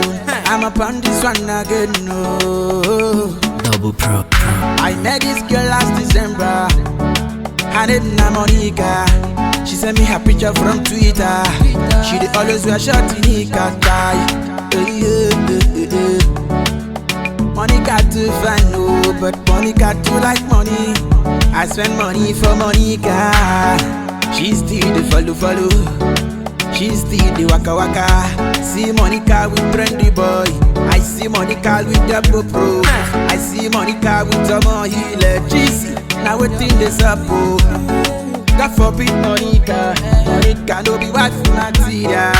Too much money for Monica. I buy many things for Monica. Yeah. School fees for your brother. Christmas clothes for your sister. Plenty wrapper for your mother. I buy your father Okada tie. She still the waka. She still the follow. God forbid Monica. Monica no be wife material. If you get money, Monica go stay with you. If you not go get money, Monica fit stay with you. Monica, follow. If you get big things, you swallow, swallow. If you don't get, borrow, borrow. Monica no day for Kalukalika, fish shame you. If you're today, no be the same you. Why can't they love the same you? Monica, when I see for Facebook, Monica go far away. Monica they with that day. Trust me, I go away. We tell me I like it. Just you can't spend money. Monica want come party. If you no come concert, Monica no be dundee, she like dundies. Come to my place, she go run, come. I swear she go run, come. She see me take out money, she go shake bum bum. She go shake bum bum. She dey pepper for mat like say I lick dum dum. Like say I lick dum dum. She do like skin that she know they use condom. I swear she know they use condom. Monica, oh, Monica go kill the best yo. Too much money for Monica. I buy many things for Monica. Yeah. School fees for your brother, Christmas clothes for your sister, plenty wrapper for your mother. I buy your father Okada tie. She still the waka waka. She still the follow. God forbid Monica. Monica don't be wife material. Monica da. She only if you know da. Monica da. This time you know da. Bro, yeah da.